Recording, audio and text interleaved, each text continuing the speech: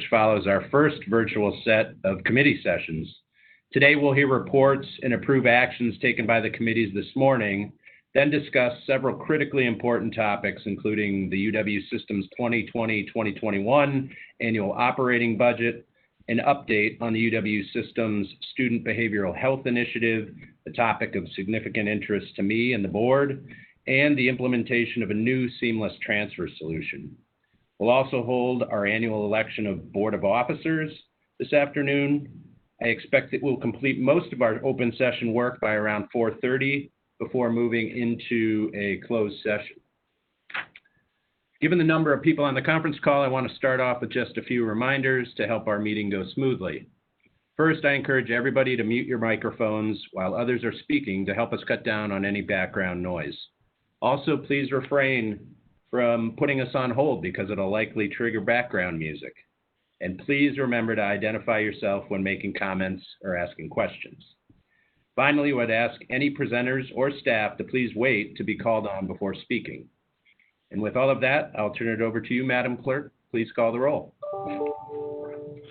Regent Drew Peterson. Here. Regent Grebe. Here. Regent Atwell. Here. Regent Bechtel. Here.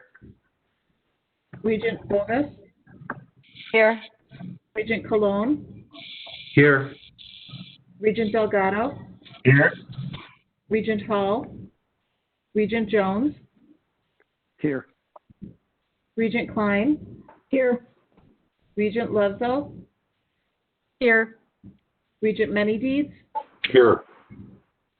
Regent Peterson. Here. Regent Apple. Here. Regent Stanford Taylor. Here. Here. Regent Walsh. Here. Regent Weatherly.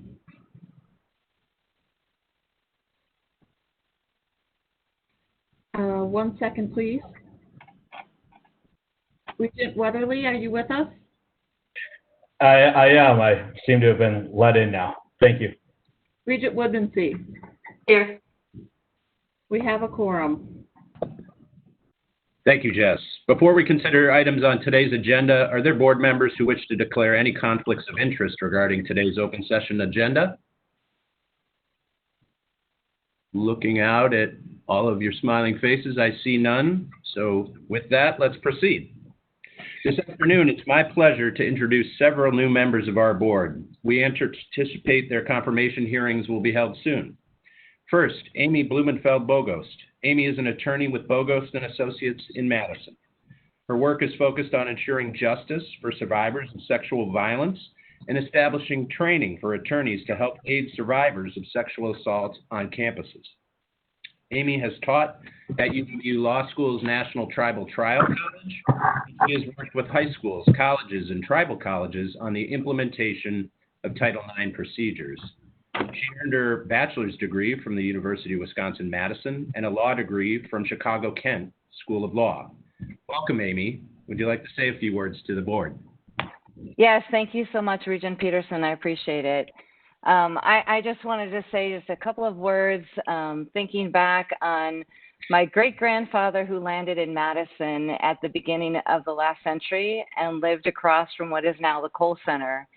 And when I found out I was given this incredible honor, I thought about him, and I thought about all of his children and his grandchildren, great-grandchildren, great-great-grandchildren that have been so privileged to be a part of the University of Wisconsin system, to attend the University of Wisconsin, and what he would think that his grandson was a past president of the Board of Regents, and now his great-granddaughter is a member of the Board of Regents. I've always been taught that education is power and the means of progress for our community, our state, and of course our world. And I am just so honored to serve with all of you and looking so forward to getting to know each and every one of you, working hard to keep moving our University of System and therefore our state forward. So thank you so much. Amy, it's been my pleasure to get to know you in the brief time that we've had, and I certainly welcome you on behalf of the full board. We're glad to have you. Thank you. Quiet claps. It's like we're at a golf match. Next, I'm pleased to introduce Corey Softfold, who will serve as the board's non-traditional student regent. We're going from one Corey to another, one would say. Corey is currently a student at UW-Whitewater pursuing a degree in criminology.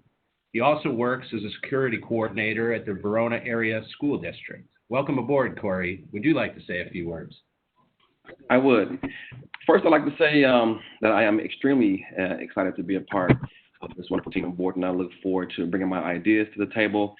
I am a graduate of the UW Odyssey Project, so that should give some insight into my passion for the non-traditional student, for those adults that want to return to school and pursue higher education.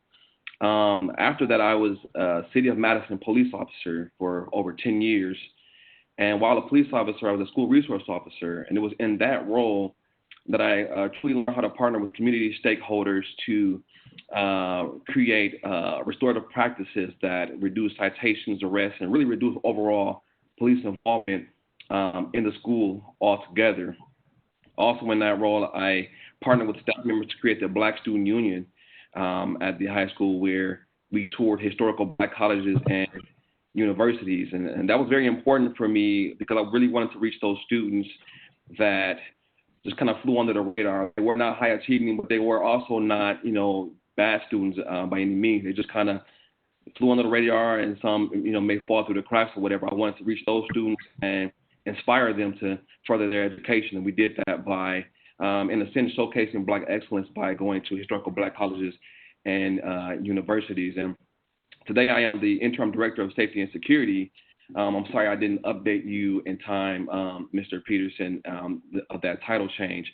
But the Interim Director of Safety and Security for the Verona Area School District, and I also sit on the Safety Advisory Committee with the Wisconsin Department of Justice. And again, I am excited to get to know all of you, to work together, and to collaborate on ideas to further our state. Thank you, Corey. We're absolutely thrilled to have you. Finally, let's welcome Kyle Weatherly. Kyle is the CEO and co-founder of Front Desk Incorporated in Milwaukee, one of the largest and fastest growing home sharing companies in the United States. He's a graduate of UW-Madison as well, where he received his MPA in public management. Back in June, at our All in Wisconsin tour event at the University of Wisconsin-Milwaukee, I was able to spend time with Kyle's chief operating officer during a session on entrepreneurship. I was thoroughly impressed with what we heard.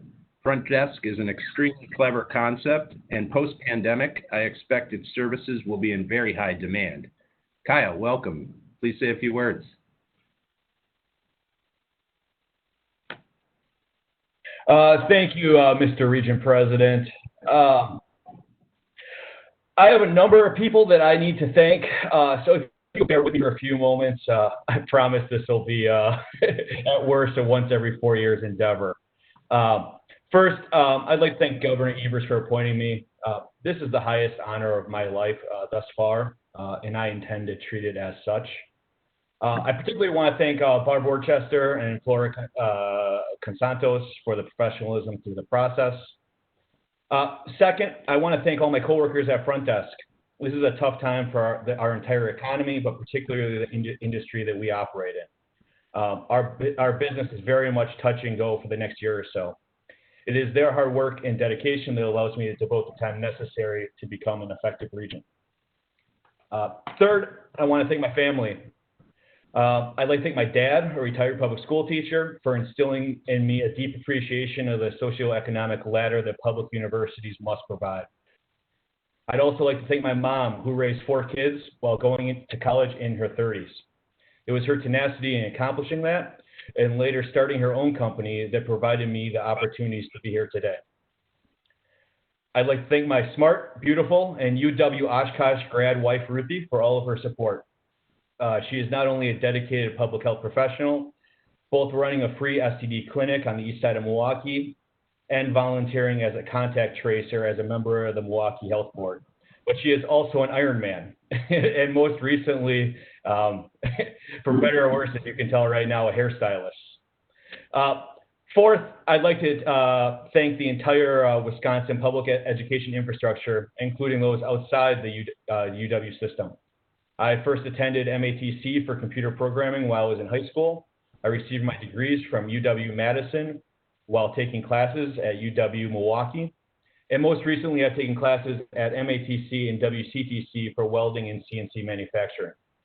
I wouldn't be here without the access to world-class instruction these institutions offer. Finally, I want to thank my fellow Regents, UW system staff members, and university leaders from all the campuses for making me feel extremely welcome in the last 3 days. I'm excited to get to know you, learn from you, and work with you for the years to come. Thank you very much. Welcome, Kyle. We too look forward to working with all of you. Clearly very highly credentialed Regents. We're so glad to have you on board. At this time, I'll turn it over to my colleague, President Cross, who has several introductions this afternoon. Ray.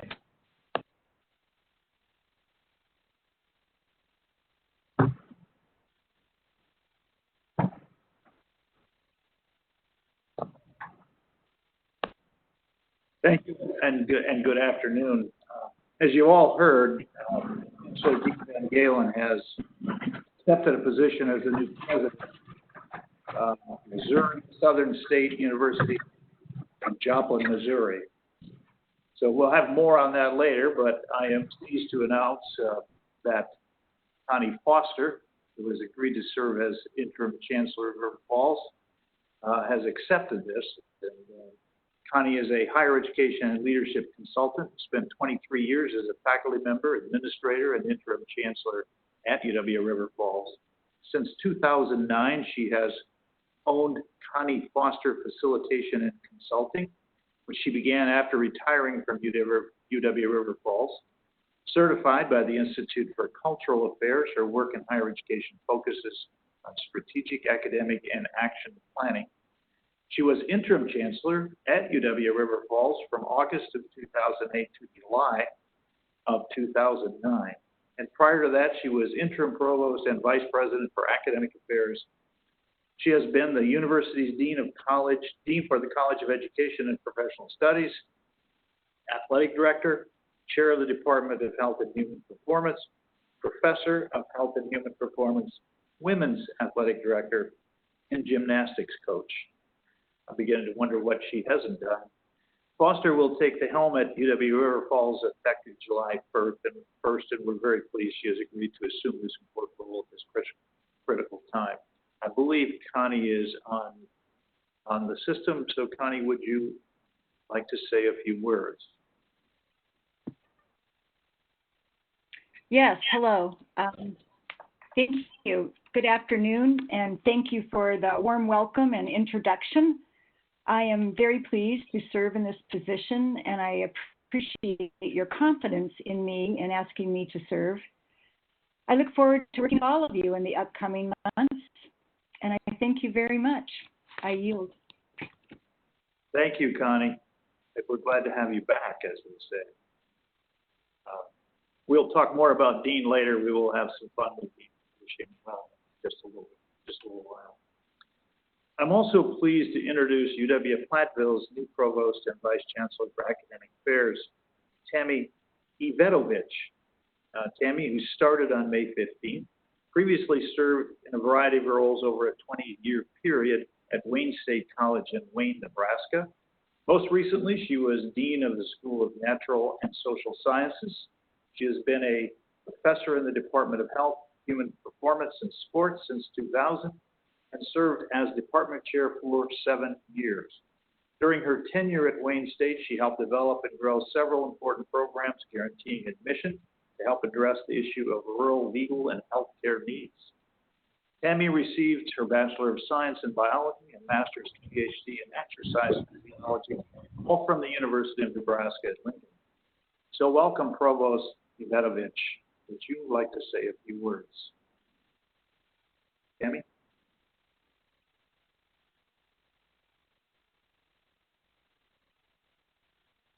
I know Tammy was in the Education Committee, but I don't see her. You know, Jess, if she's connected?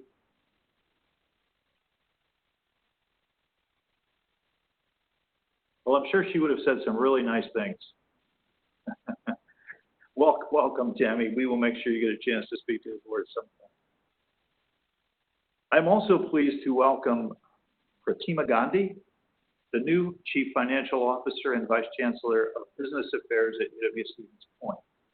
Pratima comes to the UW system from Bradley University in Peoria, Illinois, where she has served since 1993.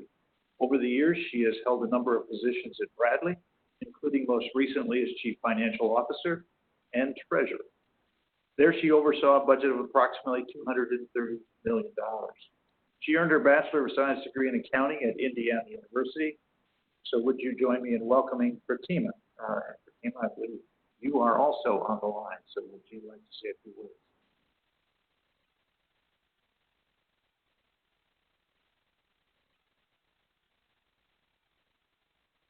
Well, she too would have said something very nice, I'm sure.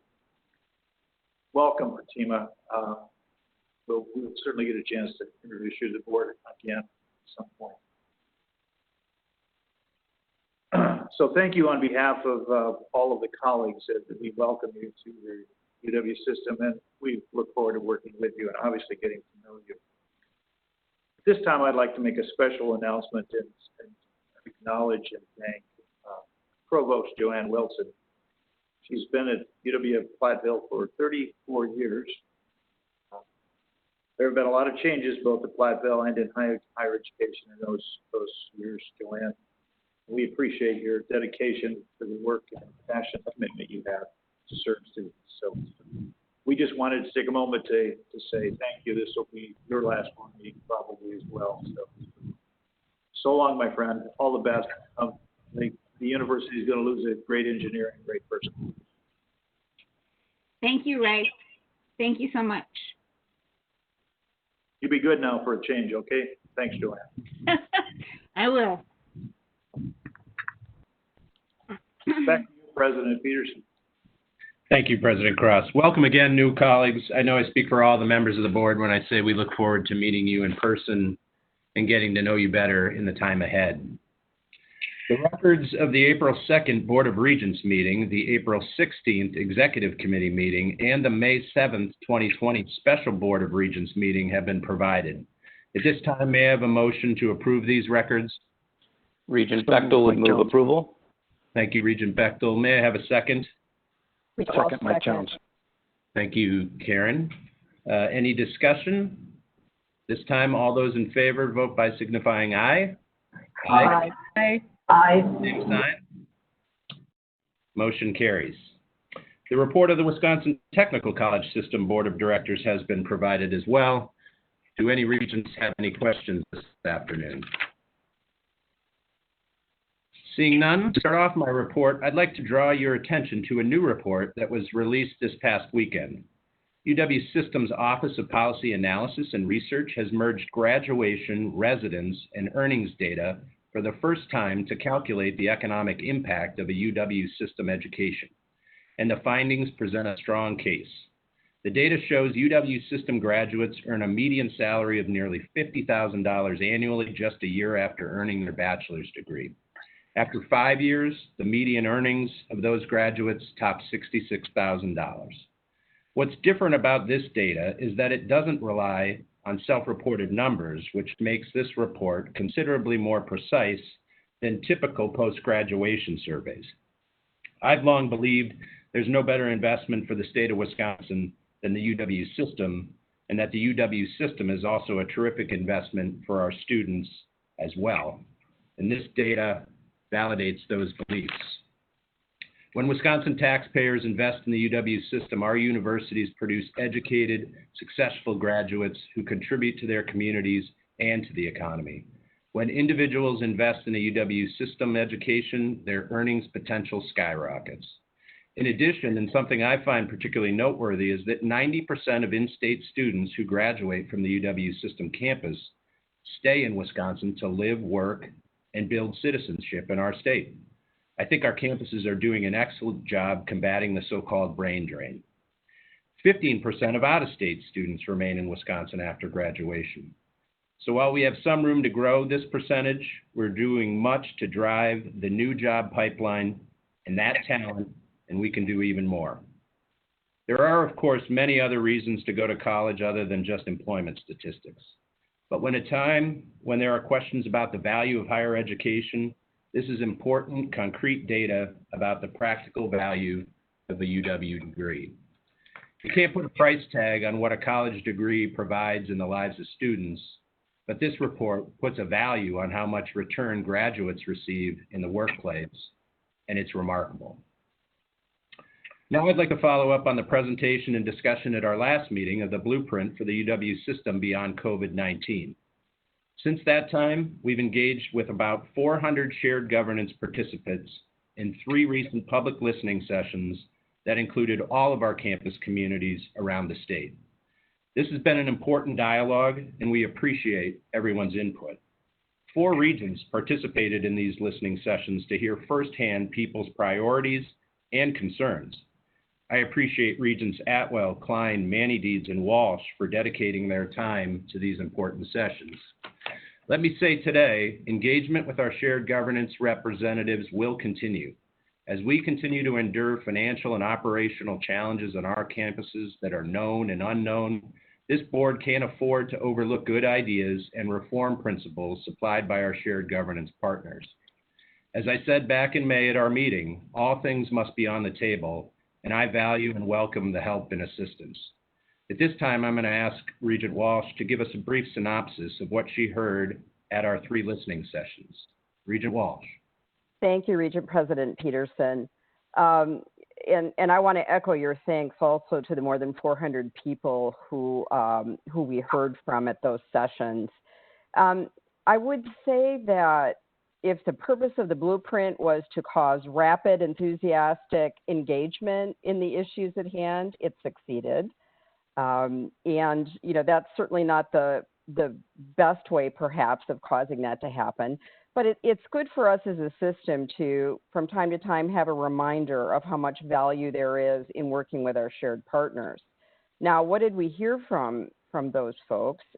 First of all, we heard that you very much want to be engaged and part of this process. In fact, several schools in the system are already working on things that are that could be useful to us as we work through what part of the blueprint we intend to implement. Now, like Regent President Peterson said, everything is on the table. We understand your anxieties. We have them too. We know that we need to go arm in arm with you to solve these problems. And the enthusiasm we heard for doing that at the listening sessions tells me that we're in a good spot to do that. Some of you may not know that President Cross has been engaging weekly meetings with shared governance folks, and I've been sitting on quite a few of those. And, to President Cross's great credit, there's no vetting or list of topics. He's really having them come with wide-ranging questions and suggestions, and I have found those to be extremely useful. And we will continue those as long as the shared governance partners find it valuable. So again, we thank you for your engagement. We see you and we need you. Thank you, Regent Walsh. We will continue to have these important dialogues as we move through the summer, and more will be forthcoming on our outreach efforts. Next, I'd like to offer some brief updates on our ongoing system leadership searches. First, at UW-Stevens Point, the search was officially launched in April to identify a successor to Chancellor Bernie Patterson. Whitkeeper, our search firm, is now in the process of accepting nominations and applicant materials from candidates. Regent Karen Walsh is chairing the search and has had regular engagement with the Stevens Point campus community. Next, UW River Falls. As you know, Chancellor Dean Van Galen recently shared the news that he has accepted a position as the new president of Missouri Southern State University in Joplin, Missouri. We're very proud and pleased for Dean and his family. In the coming days, I'll be assigning board members to serve on the Special Regent Committee to oversee our search for Chancellor Van Galen's successor. Regent Scott Bechtel will chair this search, and I'm grateful for his willingness to lead on this important matter. President Cross will also be working with UW River Falls governance members to do nominations for the campus and community members of the Search and Screen Committee. We plan to charge the River Falls search in August and hope to have a candidate in January or March. Now I'll turn over to Regent Vice President Michael Grebe, Chair of the UW System Presidential Search Committee, for an update on that process. Regent Grebe. Thank you, President Peterson. As all of you are aware, the search committee has advanced the name of one finalist for further consideration, Jim Johnson, the current president of the University of Alaska System. The committee was unanimous in its decision to advance Jim Johnson as the sole finalist. We believe that Jim is an excellent candidate with relevant experience and outstanding personal attributes. We believe he matches the characteristics that we heard clearly expressed during the listening sessions that took place prior to the search, and we believe that he would be a leader who will exemplify our approach of inclusive excellence. We believe that we are fortunate to have Jim as our finalist.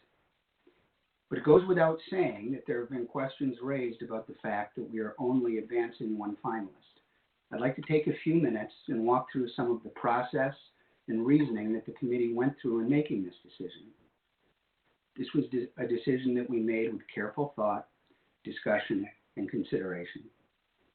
After the listening sessions, our search firm began assembling a group of candidates, focusing on candidates who reflected what was shared in those sessions. Those candidates were supplemented with names of candidates who were nominated by others and some who self-nominated. We started with a large group of candidates. We reviewed that large group of candidates to identify a smaller group of what we referred to as semi-finalists.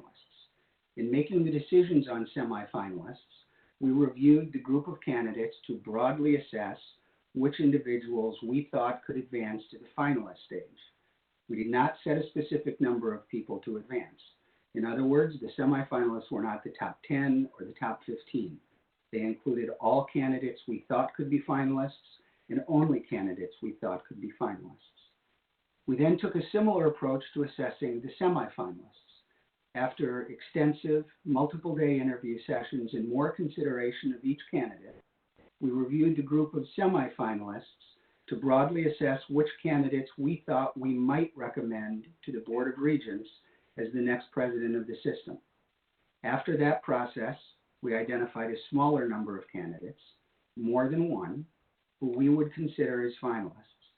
The potential finalists included all those candidates who we thought could be recommended at the end of the process, and only those candidates we thought could be recommended at the end of the process. Jim Johnson was the very clear favorite of the committee at that point. Next, we began conducting reference checks on the potential finalists.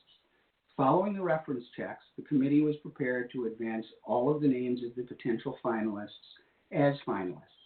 The names of all candidates had remained confidential to that point. However, at that point, each of the candidates, other than Jim Johnson, chose not to move forward and not to be publicly identified.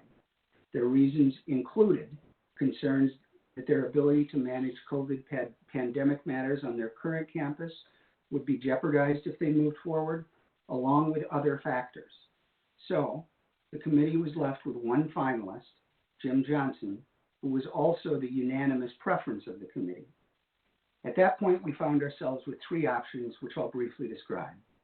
First, we could have returned to the pool of semifinalists who were not selected as finalists and asked one or more to return to the search. We chose not to do that. Our view was that it would have been disingenuous, intended only to create the perception that there were multiple finalists after we had already made a decision on who we would consider recommending. We also felt that it would be very unfair to anybody we would be asking back into the process. We were unanimous in believing that it would simply be the wrong thing to do. Second, we could have restarted the entire search process. Doing so would have delayed any decision by a minimum of 6 months. We firmly believed that that would not be in the best interest of the UW system in light of the imperatives of our current situation and in light of the fact that the clear leading candidate remained as a finalist. We felt we needed to move forward. In addition, It is unlikely that we would have developed as strong a pool of candidates if we had started over. It is unlikely that anyone who participated in the first process would join a second search. As a result, we would likely lose all the candidates we had considered bringing forward as finalists, including the person who we were unanimous in supporting, Jim Johnson. In short, we did not feel that it would in any way be in the best interest of the University of Wisconsin system to take that action. Third, we could advance our sole finalist. So, in light of our discussion and in light of our analysis, and especially in light of the fact that we were, again, unanimous in finding Jim Johnson to be a superlative candidate who we should put forward as a finalist, even as a sole finalist, we moved forward. Let me be very clear. While the search committee has put Jim Johnson forward as a unanimous sole finalist, this is not the end of the process. We will conduct a series of extensive public interviews, Q&A sessions, and meetings on Tuesday, June 9. The process for that date is not different from what was anticipated in the event we had multiple finalists. If anything, it will be more robust. We will collect feedback from university constituencies and will review and consider it carefully. The search committee will meet again and determine whether to recommend Jim Johnson to the Board of Regents, and then the Regents will make a final determination on whether to offer the position to him. Let me close with this, and this is clearly an understatement. Much of the past 3 months or so has been unprecedented and unanticipated.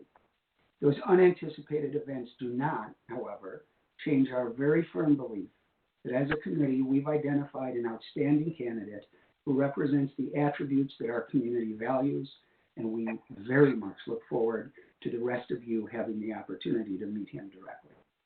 Thank you, and I'm happy to answer any questions that my colleagues may have.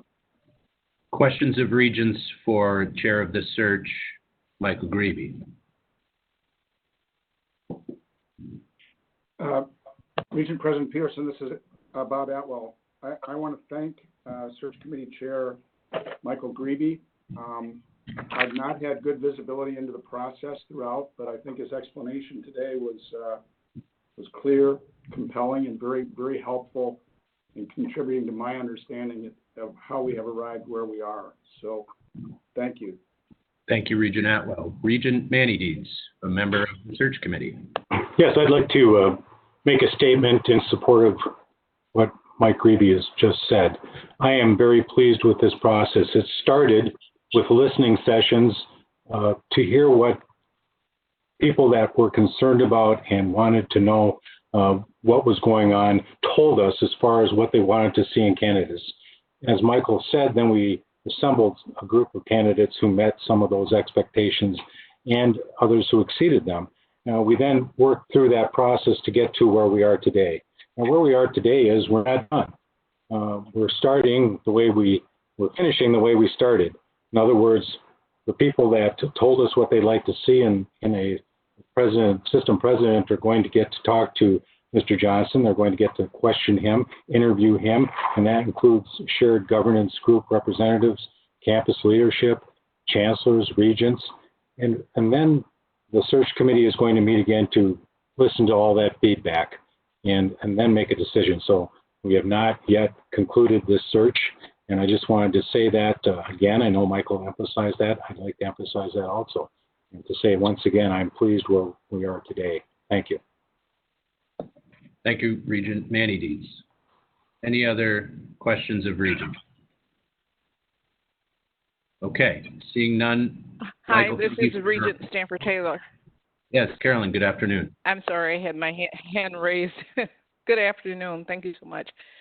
Thank you, Regent Grebe and Manides, for filling in some of the details that we did not have.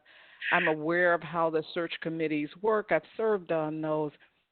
I must admit, though, I was a little bit taken aback when my name was forwarded, but your explanation seems to take care of one of those concerns. I'm happy to hear that this is not the end of the process. that there will be opportunity for shared governance and others to be able to ask those questions that might also allay some of their concerns as well. So I thank you for your involvement and for filling us in on a little bit more of the details around submitting only one candidate's name. Thank you, Regent Stanford Taylor. I don't have the ability to see everybody, so I've got to be judicious about making sure I see the full screen here. It looks like we have received all of our comments. At this point, I again will thank Regent Greavy. Michael has been an incredibly tenacious leader of this search. This search started pre-pandemic. We've been able to, I think, have a very rich committee process, and it's much due to Michael's leadership. So I knew when I selected him at the beginning that he was the right man for the job, and he's delivered as the right person to move us through this process. So thank you, Michael, and to all committee members who have served. The board is grateful. At this time, that concludes my report, and I'll turn it over to President Cross for his. Ray. Thank you, Regent President Peterson. Before I proceed with my report, I'm asking for your patience for a few minutes and your attention. I feel compelled to say a few words about recent events. I'm referring, of course, to the tragedy that took place in Minneapolis last week, the death of George Floyd. I wish I could say this was a rare tragedy. Unfortunately, that's not the case.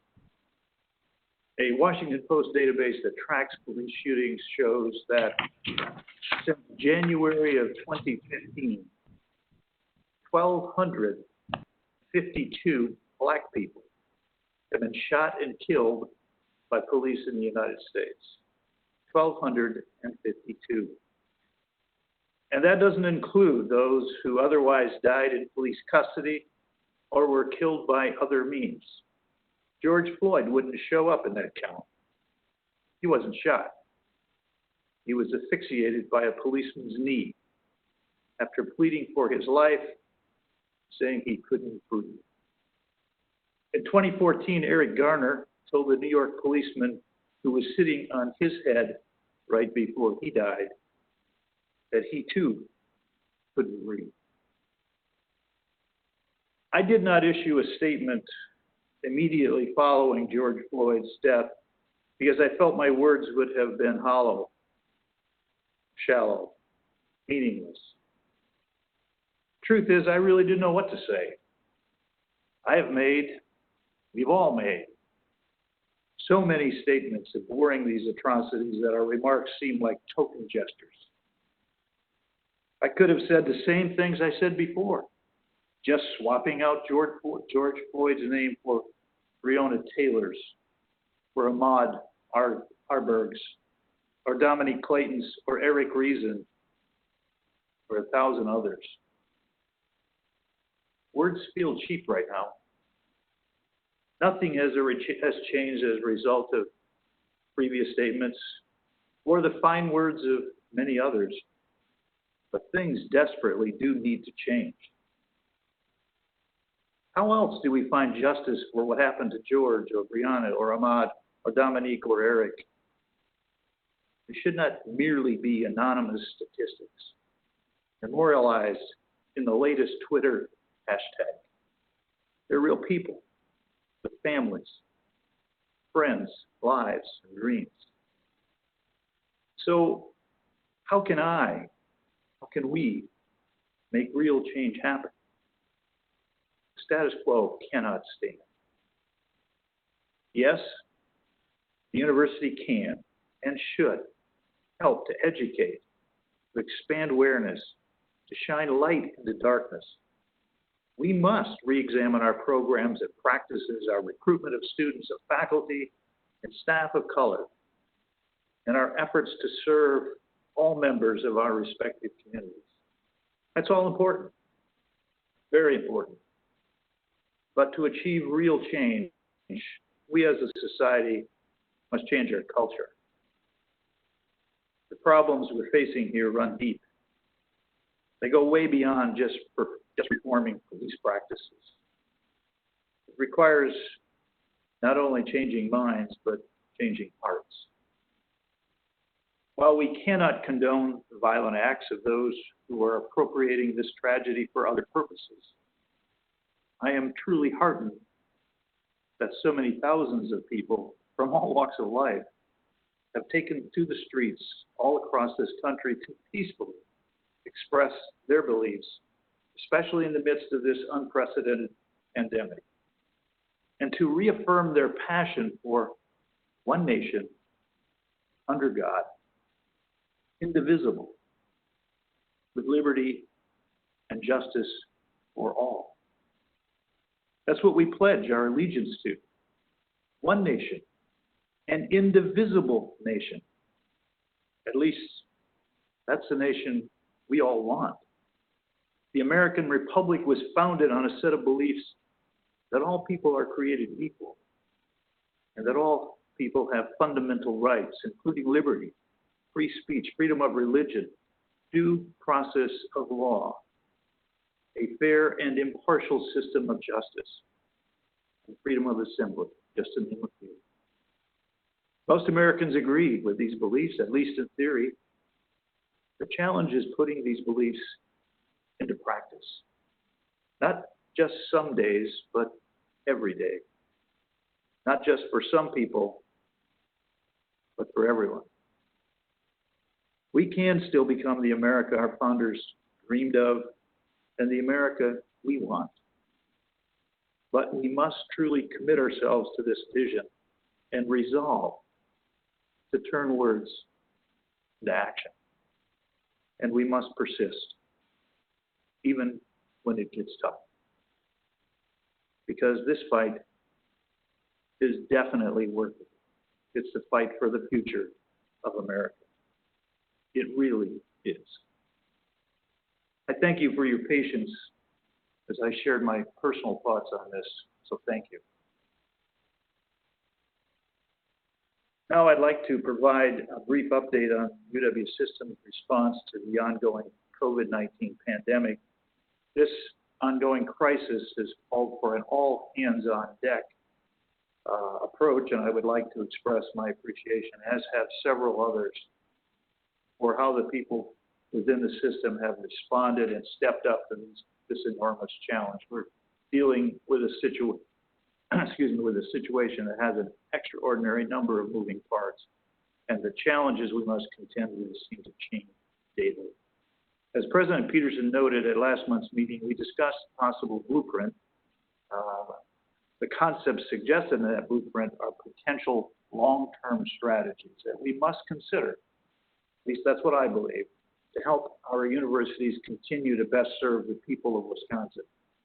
The blueprint has generated significant dialogue and, as Regent Walsh pointed out earlier, prompted some rather quick engagement on the part of a number of folks. Perhaps could have been done a little differently. Focuses on what our priorities are and how should we plan for the future. In other words, these are concepts under discussion, not a lot of detail on how to accomplish that. That has yet to be done. But the blueprint does not solve our short-term financial crisis, and a crisis is what we face.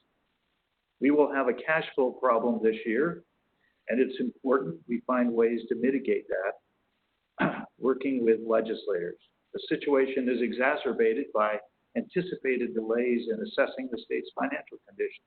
The postponed date for filing taxes has also postponed when the state will have a reasonable sense of its projected tax revenues. In addition, we don't know what federal support will be forthcoming, and neither does the state.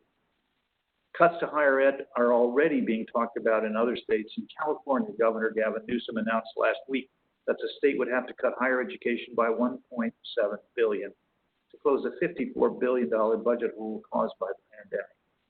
Colorado, state lawmakers will have to make $3.1 billion in cuts, squashing plans to increase spending on higher ed by 7%. In Ohio, Governor Mike DeWine has announced the state must make $775 million in cuts by the end of the current budget year. including a $110 million cut to higher education. The state of Michigan has indicated that it must cut its budget by $3.6 billion before the 1st of September. In Georgia, state agencies have been warned to prepare for a 14% across-the-board cut. We don't know yet what cuts might happen in Wisconsin. We've asked the chancellors to prepare for various situations.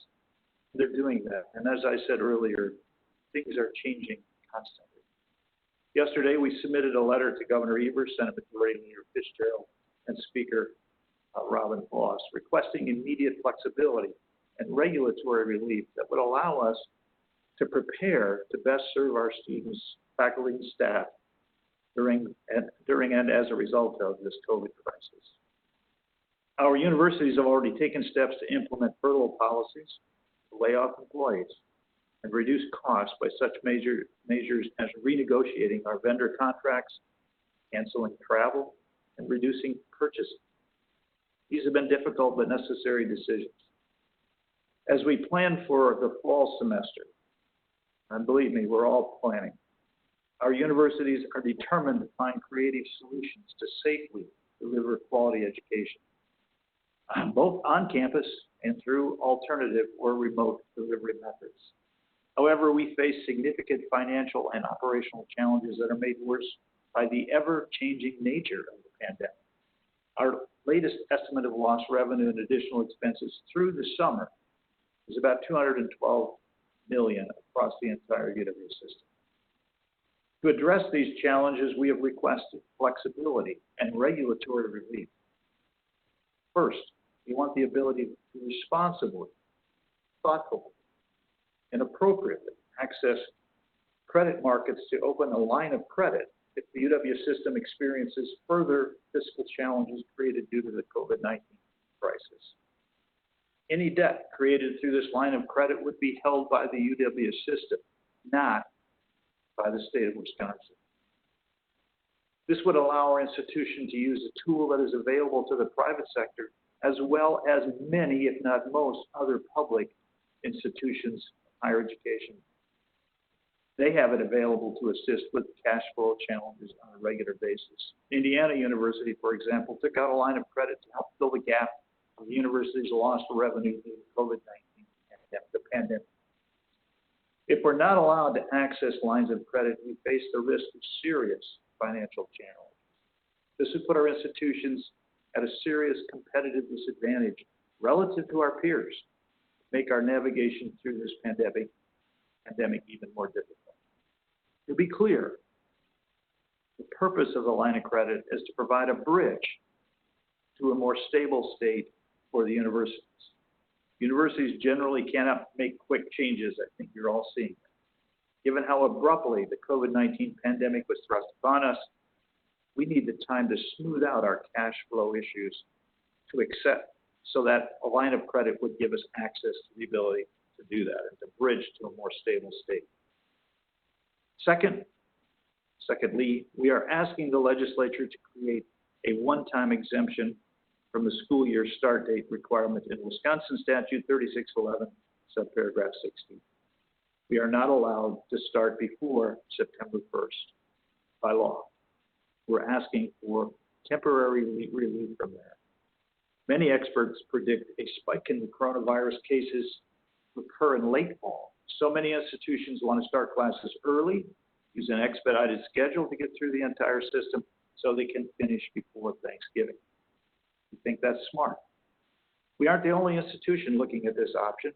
Many colleges and universities around the country, including Marquette, are considering changes to their academic calendar to provide more flexibility.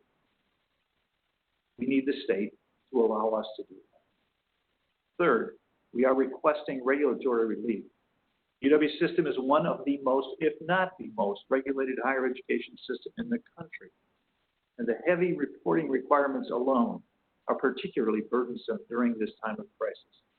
Just reducing the nearly 100 reports we are required to submit annually will provide cost savings and free up staff resources at a time when our campuses need them most.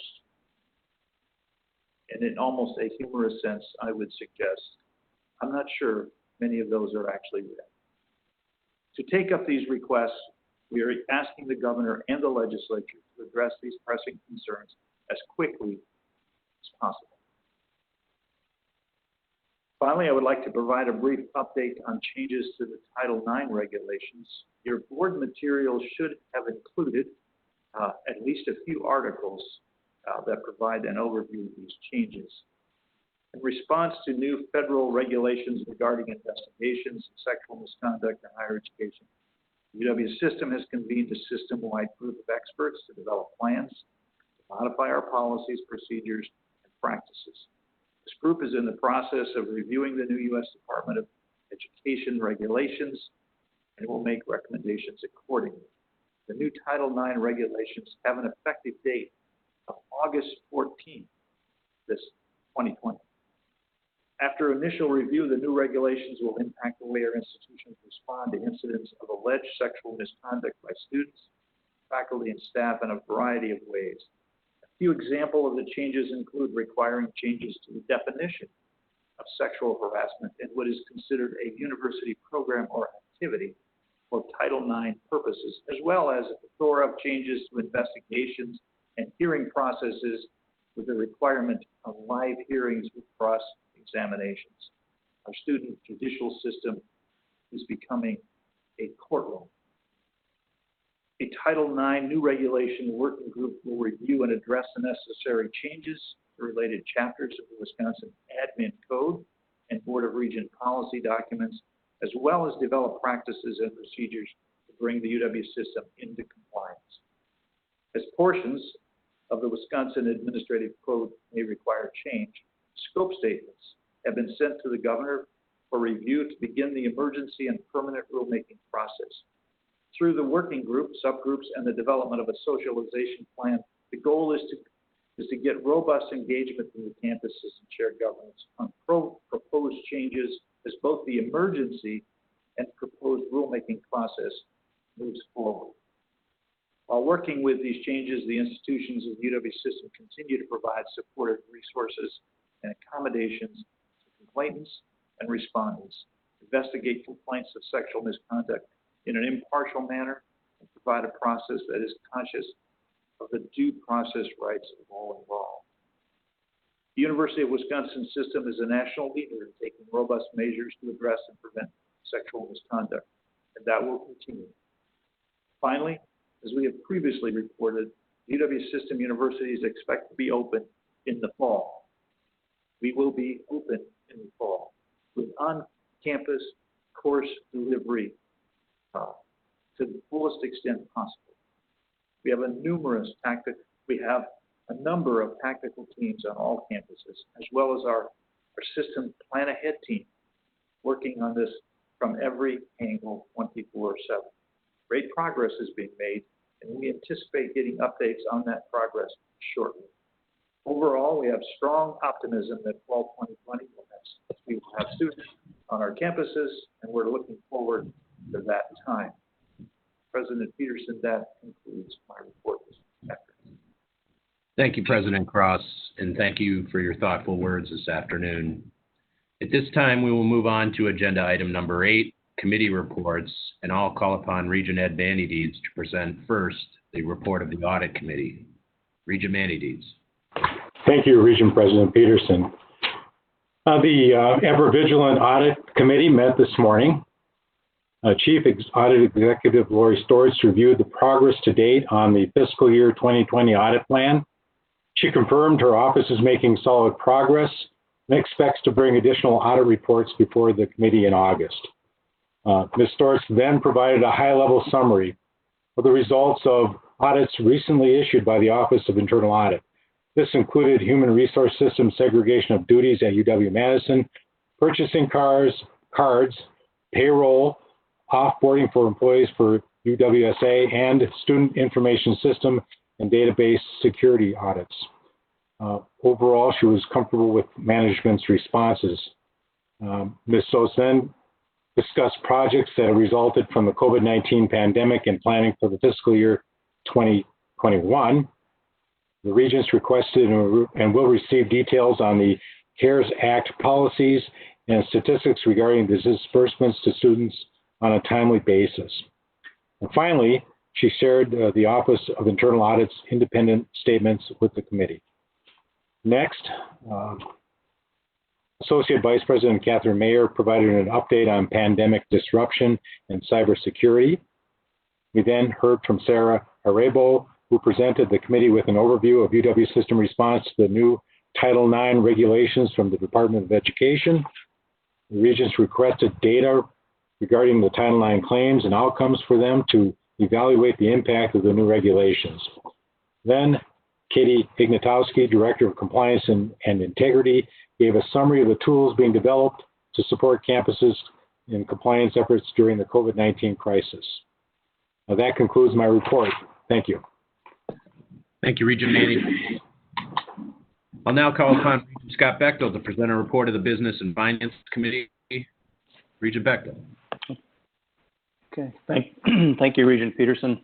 Good afternoon, colleagues. The Business and Finance Committee met this morning, and I have several matters to report on our behalf on, and I'll have a motion for approval on 4 items at the end of my report.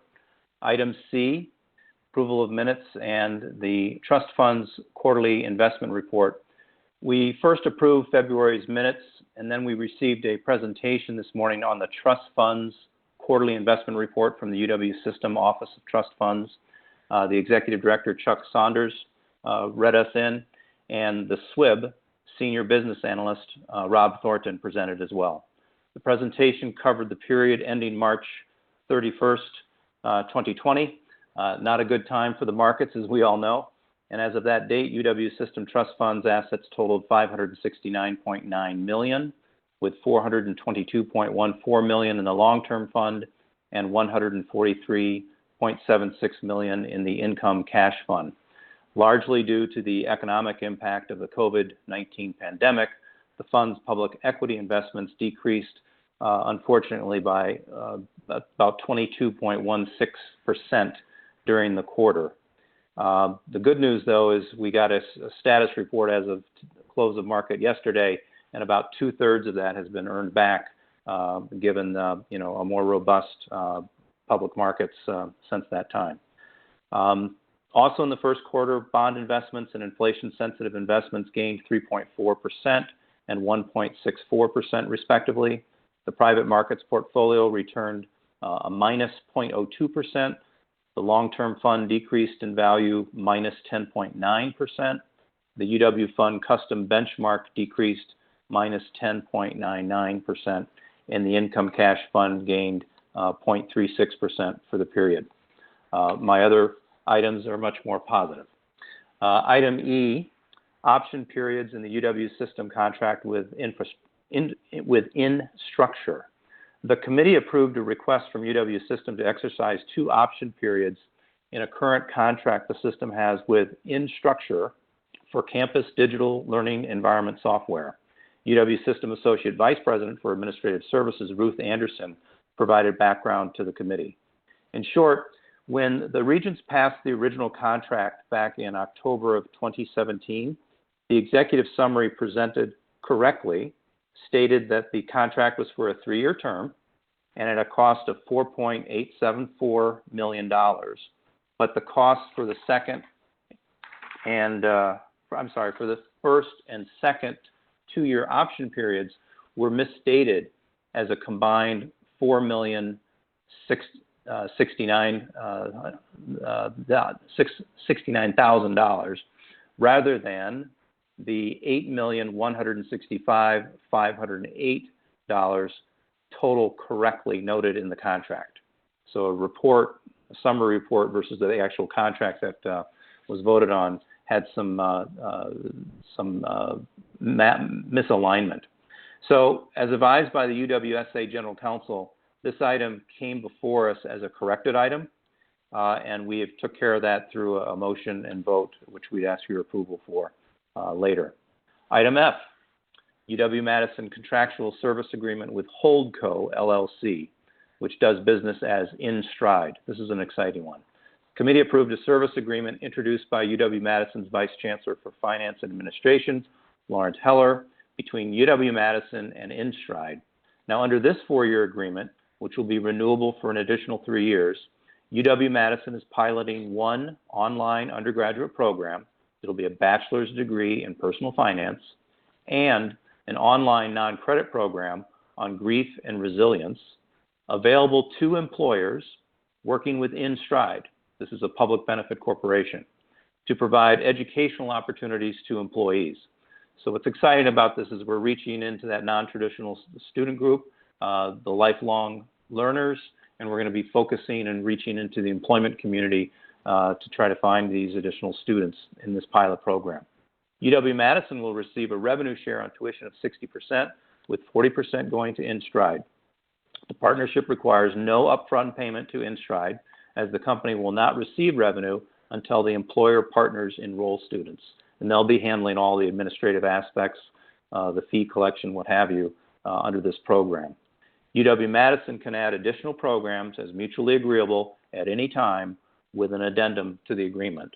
So certainly this is in alignment with some of the additional audiences that we're trying to reach in the UW system for higher ed. Item G, exception to Regent Policy Document 3115. The committee approved an exception to Regent Policy Document 3115 that deals with large unendowed bequests or gifts requested from UW-Milwaukee for the expenditure of principal from Robert Mayer Trust. RPD 3115 requires that bequests equal to or greater than $1 million become board-designated endowments, with only the income available for expenditure. UW-Milwaukee received a gift of $1.15 million from the Robert Mayer Trust for the benefit of WUWM, a public radio station administered by the university's College of Letters and Sciences. Now, these funds would support priorities identified in an upcoming strategic plan, anticipated to include upgrades to the station's physical plant and the purchase of specialized equipment.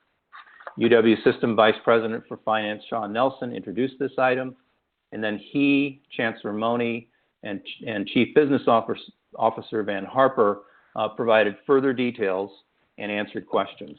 And the committee was satisfied to make this exception and to allow those dollars to be to fund those immediate assets for the good of the radio station in UWM. Lastly, item H, and this is just a report. UW System Administration's Vice Presidents for Administration and Finance provided updates to the committee. For the Administrative Transformation Project that has been working on, Vice President for Administration Rob Kramer noted that the redesign of UW's chart of accounts is continuing, as well as an assessment of the move to accrual accounting.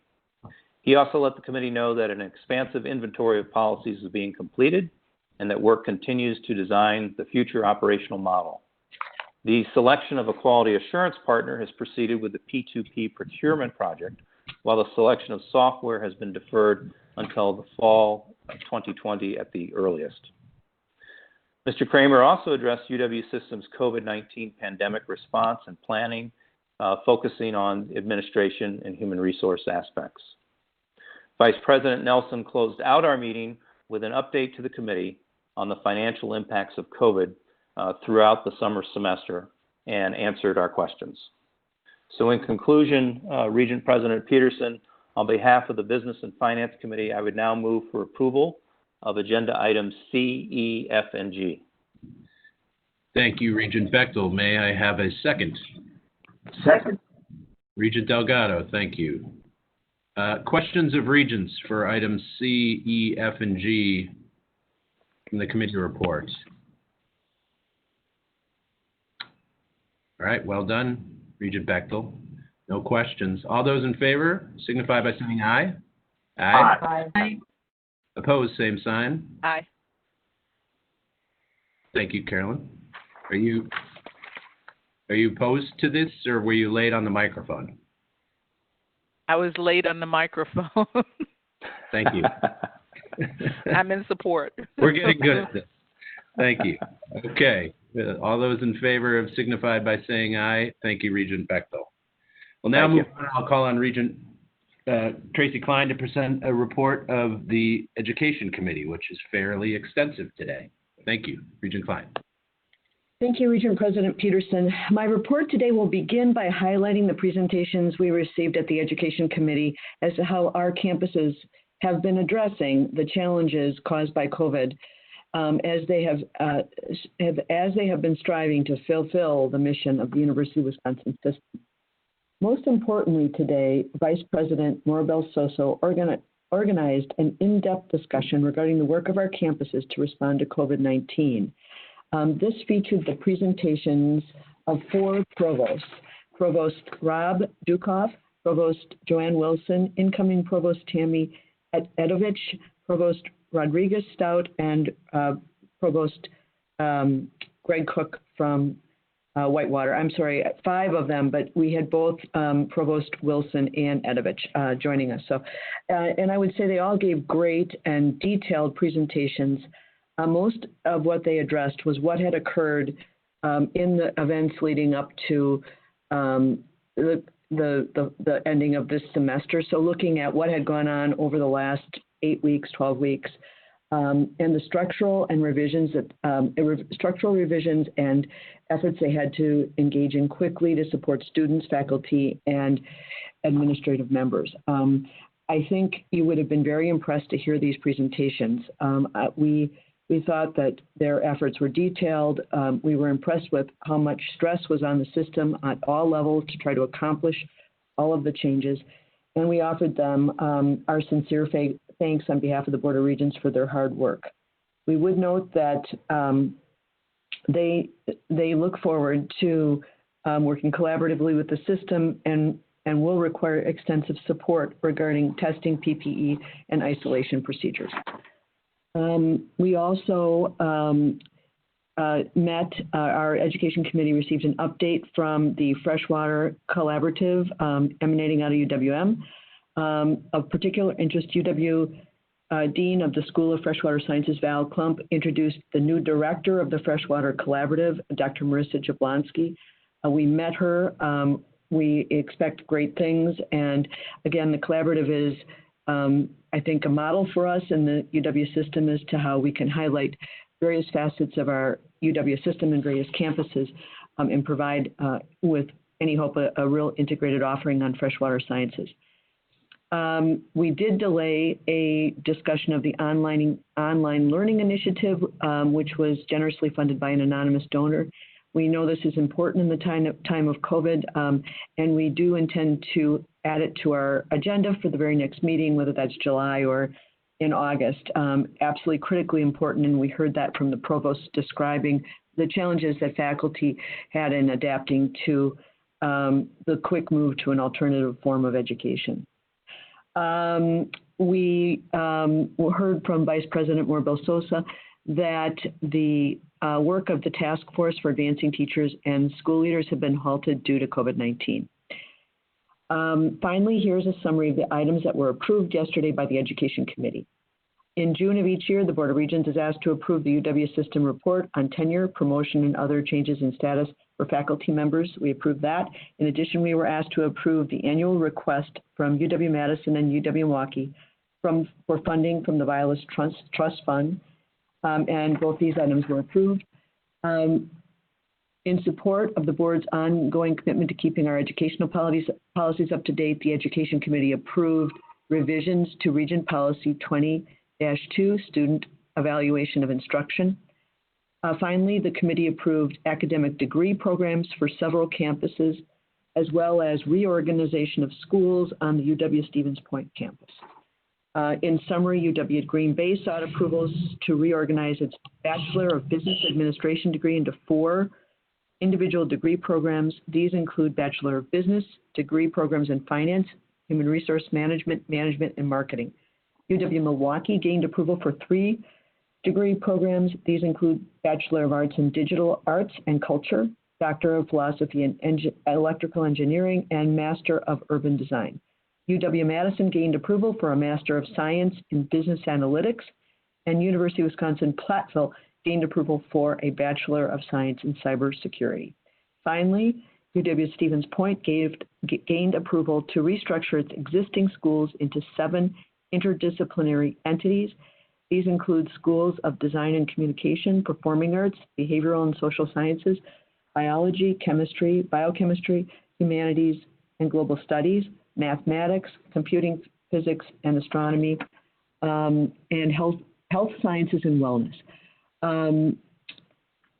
Finally, UW-Stevens Point gained approval for 3 restructured degree programs, including a Bachelor of Science in Conservation Law Enforcement, a Bachelor of Fine Arts in Graphic Design, and a Bachelor of Arts in Media Studies. Regent President Peterson, this concludes my report, and I move the following resolutions for approval by this board. Resolutions C1 to C12, and resolutions D, E, G, H, I, and J. Thank you, Regent Klein. May I have a second? Second, Regent Walsh. Second. Thank you, Regent Walsh. Discussions on the Education Committee agenda. Tracy, I don't mean to put you on the spot. I was thumbing through do we know how many tenure approvals we had? I don't know offhand. I think there were about 6 pages of them, so it was quite a few. Okay, that's great. I'll look at it. I don't know, maybe, yeah, sorry. That's great. Any other discussion points for the Education Committee? Hearing none, I'll call the question. All those in favor say aye. Aye. Aye. Aye. Opposed? Motion carries. Moving on, I'll call on Regent Mike Jones to provide an update on the CAP Planning and Budget Committee. Mike, are you with us? Yes, thank you, Regent President Peterson. Can you hear me okay? Yes. You can hear okay? Yeah, we can hear you well. Yep. Okay, great. Thank you. The committee met this morning and received a number of updates on important projects. First of all, the committee heard the semi-annual status report on leasing. Since December 1st, 2019, 2 new leases were executed and 4 other leases were amended. Real estate leasing specialist Ellen Rosner also updated the committee on leases enacted to respond to the COVID-19 pandemic. Uses ranged from providing facilities to support those infected with the virus who were unable to quarantine at home to healthcare workers or emergency responders who have been exposed to the virus and did not want to expose other household members. Next, the committee heard an update by Patrick Riepholz, Assistant Director of Project Delivery on program activities between December 1st, 2019 and June 1st, 2020 with respect to UW managed capital projects. The total value of the program since its inception is $133 million, an increase of $7.6 million over the last 6 months. Then Alex Rowe, Senior Associate Vice President, presented a statistical overview of the 185 capital project requests for the 2021-27 capital plan and the 2021-23 capital budget that were received by the Office of Capital Planning and Budget. The presentation delineated project type, project value, operating budget cost, segregated and housing fees, as well as the proposed amount of space to be demolished, renovated, replaced, or created for each of the 3 coming biennia. In short, the 185 proposals are valued at $5.4 billion from all fund sources. 130 of the projects renovate space, 20 projects will demolish space, 9 will replace existing space, and 44 are for new construction. These projects will be vetted and prioritized for consideration at our August board meeting. Next, the committee viewed a presentation on process improvement strategy proposed by the President's Office to improve project delivery. The Capital Planning and Budget Office has plotted out the path of a capital project from inception through final occupancy. As a result of this flow chart, 4 areas were identified as opportunities to improve project scoping, budgeting, and development, so projects stay on budget and on time. The committee heard an overview of these 4 areas and how they will impact the future development of capital plans. Finally, the committee considered 1 resolution. We approved Resolution D brought by UW-Madison to complete the design and construct the UW-managed chemistry 2nd floor weighing lab remodel project. The work will reconfigure a former electronics lab into a research lab space suitable for chemical biology, including a warm room. The total project is estimated to cost $1.3 million, funded by grants and gifts. In conclusion, I'd like to move Resolution D.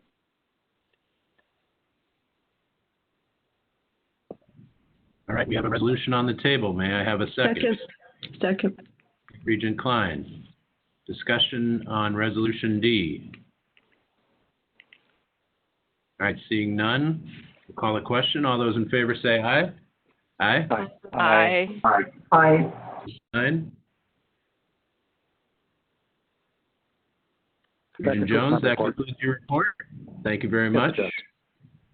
And for our final report of the afternoon, we'll turn to Regent Atwell, who will give us his report for the Ready Committee of this morning. Regent Atwell. Thank you, Regent President Peterson. The Research, Economic Development, and Innovation Committee met this morning. After approving our minutes, we received 4 different reports, which I'll briefly summarize. From UW-Milwaukee, Chancellor Money brought in several faculty members who are leading important research projects occurring at UW-Milwaukee. Sandra McClellan, she leads a team of the School of Freshwater Sciences, and they're working with the Milwaukee Metropolitan Sewage District to learn more about COVID-19 by collecting and analyzing wastewater samples.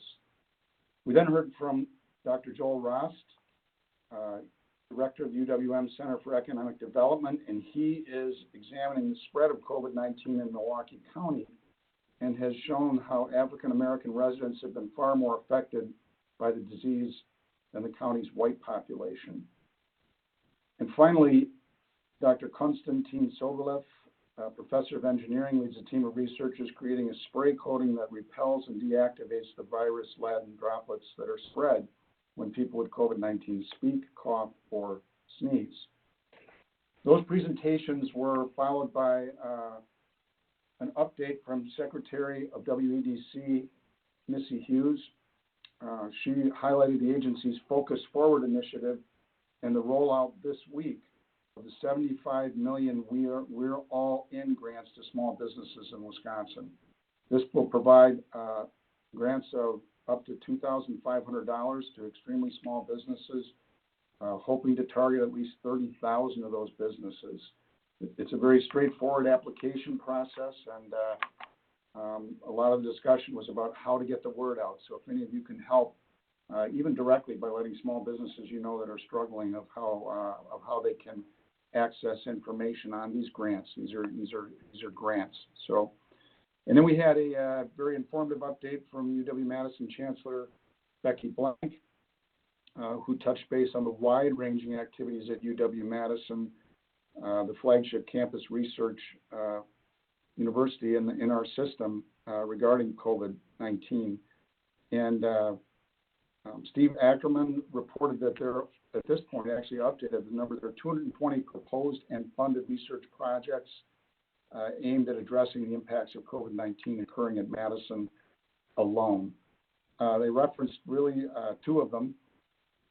Professor David O'Connor is building non-human primate models to test medical countermeasures such as vaccines and therapeutics in collaboration with scientists from around the world. And Dr. Kristen Bernard of UW School of Veterinary Medicine, her research is on the understanding of virus and host interaction. We've been reported on a phone call that David Buchart and I had with our partner state in Germany, the state of Hessen, Wiesbaden, Dr. Reinhard Grulich. We were moved to reach out to Germany because we've all heard a lot about the German response to the COVID as one of the more favorable models of how to treat the virus. It was very interesting to talk with Dr. Grulich because the picture that emerges from talking to him is a little bit different maybe than the stereotypical information we've heard about Germany. Germany definitely responded aggressively up front in a more centralized federal manner. They mobilized ICU capacity, managed to keep the economy moving at a pretty decent clip, but it's significantly more complicated than at least I had been led to believe. Germany is actually a federal republic comprised of 16 different Bundesländer, or which are roughly equivalent to our states. There is significant tension between the central federal control that was very evident in the first couple of weeks and the responsibility that actually rests on the Bundesländer to implement the policy. Like in the United States, the states in Germany are actually quite different in terms of population density, cultural characteristics, and the economic outlook. And as time has gone on, there's been a more varied response in Germany to the situation. And, nevertheless, they had clear guidance on staying at home, which they enforced really across the country with fairly stiff fines if people were gathering in groups of larger than the guideline amount. There were fairly rigid travel restrictions within Germany itself, and across the EU, there were border controls to prevent travel between countries. Testing, I had heard, many of us had heard that they had ubiquitous population testing of healthy or asymptomatic individuals. And the picture that emerges from our conversation with Dr. Grulich is that population testing was not as ubiquitous as we had thought, and that in fact it was common probably in the identified hotspots, but otherwise population testing in Germany was done, has been done, and is being done under a doctor's orders after a review of the symptoms. We wanted to know what the universities are doing in Germany to get ready to open. And actually, it's a little bit complicated because the German academic year begins in mid-October.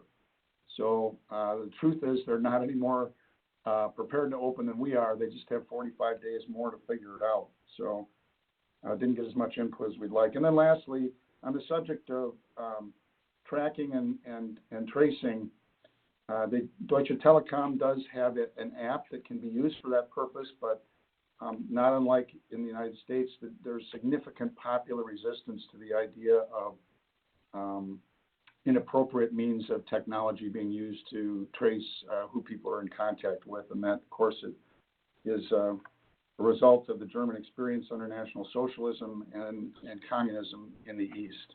So it's fascinating. It is very moving to hear what's happening across our campuses, and it was very edifying, and that concludes my report.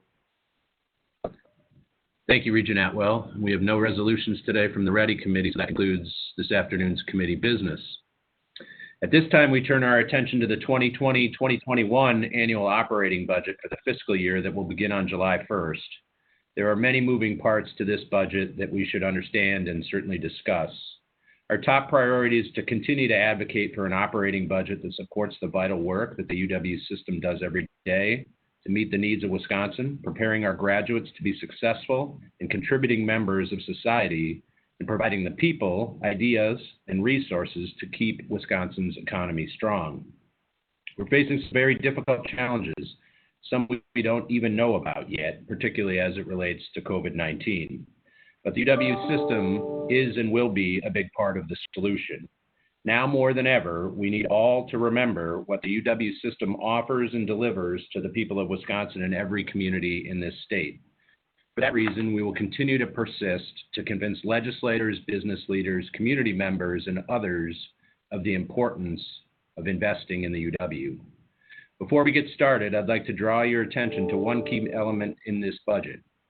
For the third straight year, the average cost of attendance at a UW institution will go up by less than 1%. Let me restate that. For the third straight year, the average cost of attendance at a UW institution will go up by less than 1%. That's important and welcome news for our students and families, notably because we are in the 8th year of a tuition freeze for our 4-year campuses. To lead the presentation of the annual budget request, I'm going to call on Sean Nelson, Vice President of Finance for the UW system, to lead us. Vice President Nelson. Thank you, Regent Peterson, and good afternoon to the Regents. I'm going to share my presentation here. Hopefully you can all see that. Excellent. Well, let's get started. I wanted to just start out with walking through an outline of what we'll be sharing today over the course of the presentation. We do want to talk about, obviously, estimated revenues as currently projected for FY21, provide an update on tuition, review our auxiliary rate proposals for FY21, and then we'll summarize our unrestricted program revenue balances. It's really important to note, before I dig into the details, there's several important factors and caveats that will provide some greater context, I think, to the discussion. The budget development process, which started back in January, was obviously pre-COVID-19, and assumptions on both revenue and expense in the annual budget reflect that reality. That being said, the university is open, and we are planning for campus-based instruction in the fall semester of 2020. We are watching closely what those state revenue estimates may be, perhaps as early as late July or early August, and then, of course, keeping close track on those preliminary fall enrollment numbers as they start to come in after the 10th day in September. President Cross noted some of those vulnerabilities, I think, on the state revenue side. Obviously, the moving of the tax deadline to August 15th delays that information and what that may show, what additional federal investment may come to the state, and what we're looking at in terms of, overall revenues in general. So it's going to be a really key and important part of the puzzle as we move forward. I think it's really important to note this last one, too. All of our UW institutions continue to both plan and prepare under multiple financial scenarios, and I've been having conversations with each of the CBOs and feel very confident that we're preparing for most levels of contingencies as we move forward and head towards the fall. Now let's talk about our revenue sources. I'm going to start with our state support. You can see here about $963 million currently anticipated to support operations at the campuses.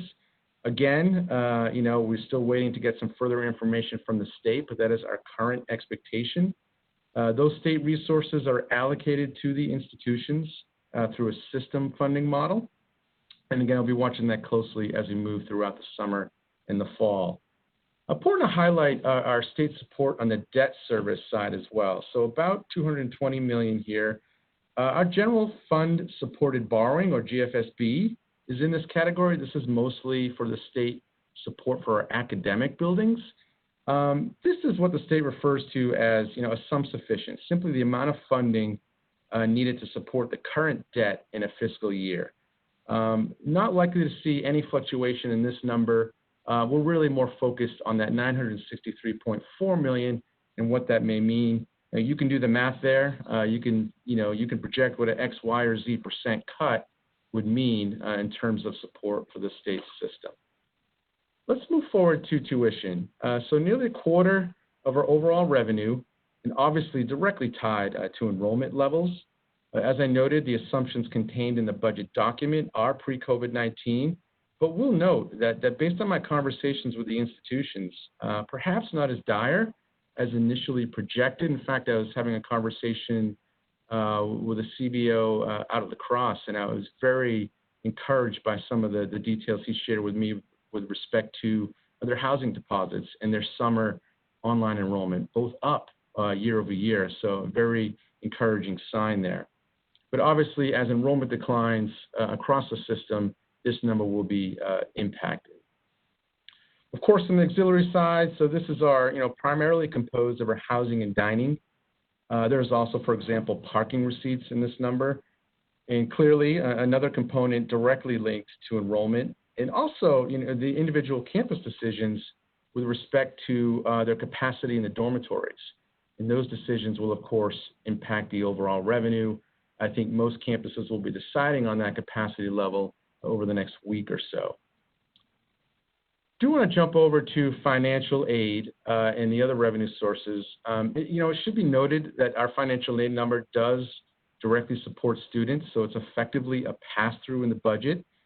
This is the total amount that's anticipated for FY21 and will rise or dip commensurate with enrollment as those numbers fluctuate. I will note that this was as high as 20% of our overall budget just a few years ago. And as enrollments have lagged a little bit, this has become less of an overall component of our revenue. Moving over to gifts, grants, and contracts, I want to spend a little bit of time on this bucket and the overall importance of this revenue source for the university system. This grouping captures, restricted funds, again, restricted, are received from the collective philanthropic support to the university system. In fact, if you look at our financial statements from 2019, I'm sure you probably do that in your leisure, you'll note that we received about $400 million in private support in 2019 alone. Really remarkable, and we're likely on pace to realize a similar total as the year-end closes out this month. This is a huge component of our overall revenue. We rely so heavily on philanthropic support, and in fact, it even eclipses the contribution from the state. The one thing I'll mention here in terms of revenue sensitivity, obviously market performance is a major factor here, and we heard from our SWIB folks in the trust funds office earlier in the business and finance. While we had a dismal first quarter with some sharp losses, we did recover about 2/3 in just the first 2 months of Q2 alone. So perhaps a positive indicator as we move into the summer months. Moving over to federal indirect cost reimbursement, it's exactly that. We receive reimbursements from the federal government for various costs incurred in administering federal grant programs. This funding level is, of course, highly correlated to our research activity, an important revenue source nonetheless. Moving to our general program operations side, so this revenue category captures, those self-supporting or enterprise type activities at the UW campuses. There's a broad range of activity here. Think of, summer camps and clinics, conferences, printing services, dairy sales, and so forth. And this revenue source is obviously highly dependent on having students back on campus and having robust operations throughout the system. So all in, we're looking at about a $6.5 billion estimated revenue. I can perhaps, the only thing I can say with 100% assurance to you today is that our total revenue will likely be something less than that. But at this moment, we have imperfect information, as we all know, and I will need to come back to the board to give you an update as some of these factors and information changes throughout the coming months. I do want to talk about the planned increases in state support. So last year, we received the first installment, if you will, to fund the Dairy Innovation Hub.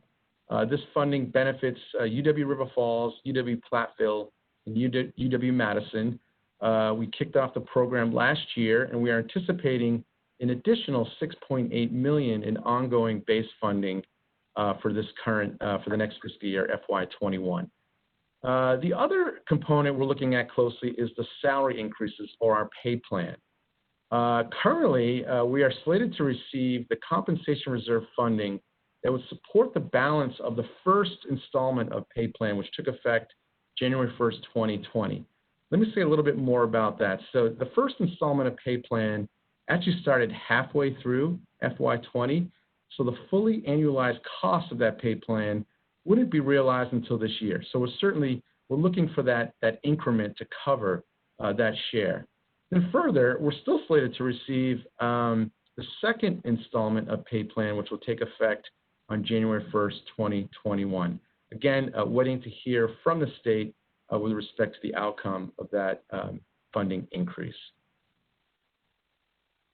Moving over to tuition, I think as most folks know, we are entering our 8th consecutive year of resident undergraduate tuition freeze.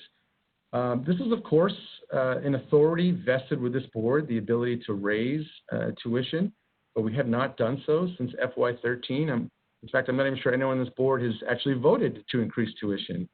Actually, maybe Regent Many was on the board back then, but it's been since FY13 since we've actually increased tuition, entering our 8th consecutive year as we start FY21. However, I do want to mention that we are currently projecting an increase of approximately $33 million in tuition revenue, and that is from the non-resident and professional school increases that the board approved last fall for UW-Madison. However, it's important to note that all in, the majority of UW institutions have revised the tuition revenues downward. And again, even prior to the onset of COVID-19, we had many campuses expecting lower enrollment, and we're already projecting to have lower tuition revenues even prior to the COVID-19 situation. You know, this is a chart I like to share with the board a couple of times a year. I think it's really important to highlight our overall tuition balances since 2013. You can see up around 551.5, projecting to be under 170 million by month's end in just a few weeks. You can see that sharp decline in just the last 2 years alone. This is something we're watching closely. Certainly, you could argue that the tuition freeze certainly intended to drive these balances down and achieve that effect. But I am starting to get a little wary about what we have in set-asides here in liquidity to prepare for what may be coming later this fall. This is the chart also we debuted last year, and I know that Chancellor Blank shared it back in February. I think it's important to note where we stack up, you know, with our Midwest peers with respect to resident undergraduate tuition. You can see, obviously, we're at 0, and our peers at Minnesota at 15,236, and as high as Illinois at 16,210. I share this for context, but you know, I do want to provide additional detail as we move towards a biennial budget. I know Regent President Peterson and I had a conversation about this.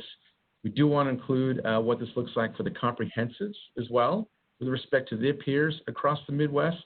And we'll be sharing some more of that data as we talk about the biennial budget request in just a couple of months. Moving to our auxiliary rates, and I want to spend a little bit of time on this because I think this is where the board should have the most knowledge of what we're proposing before you today.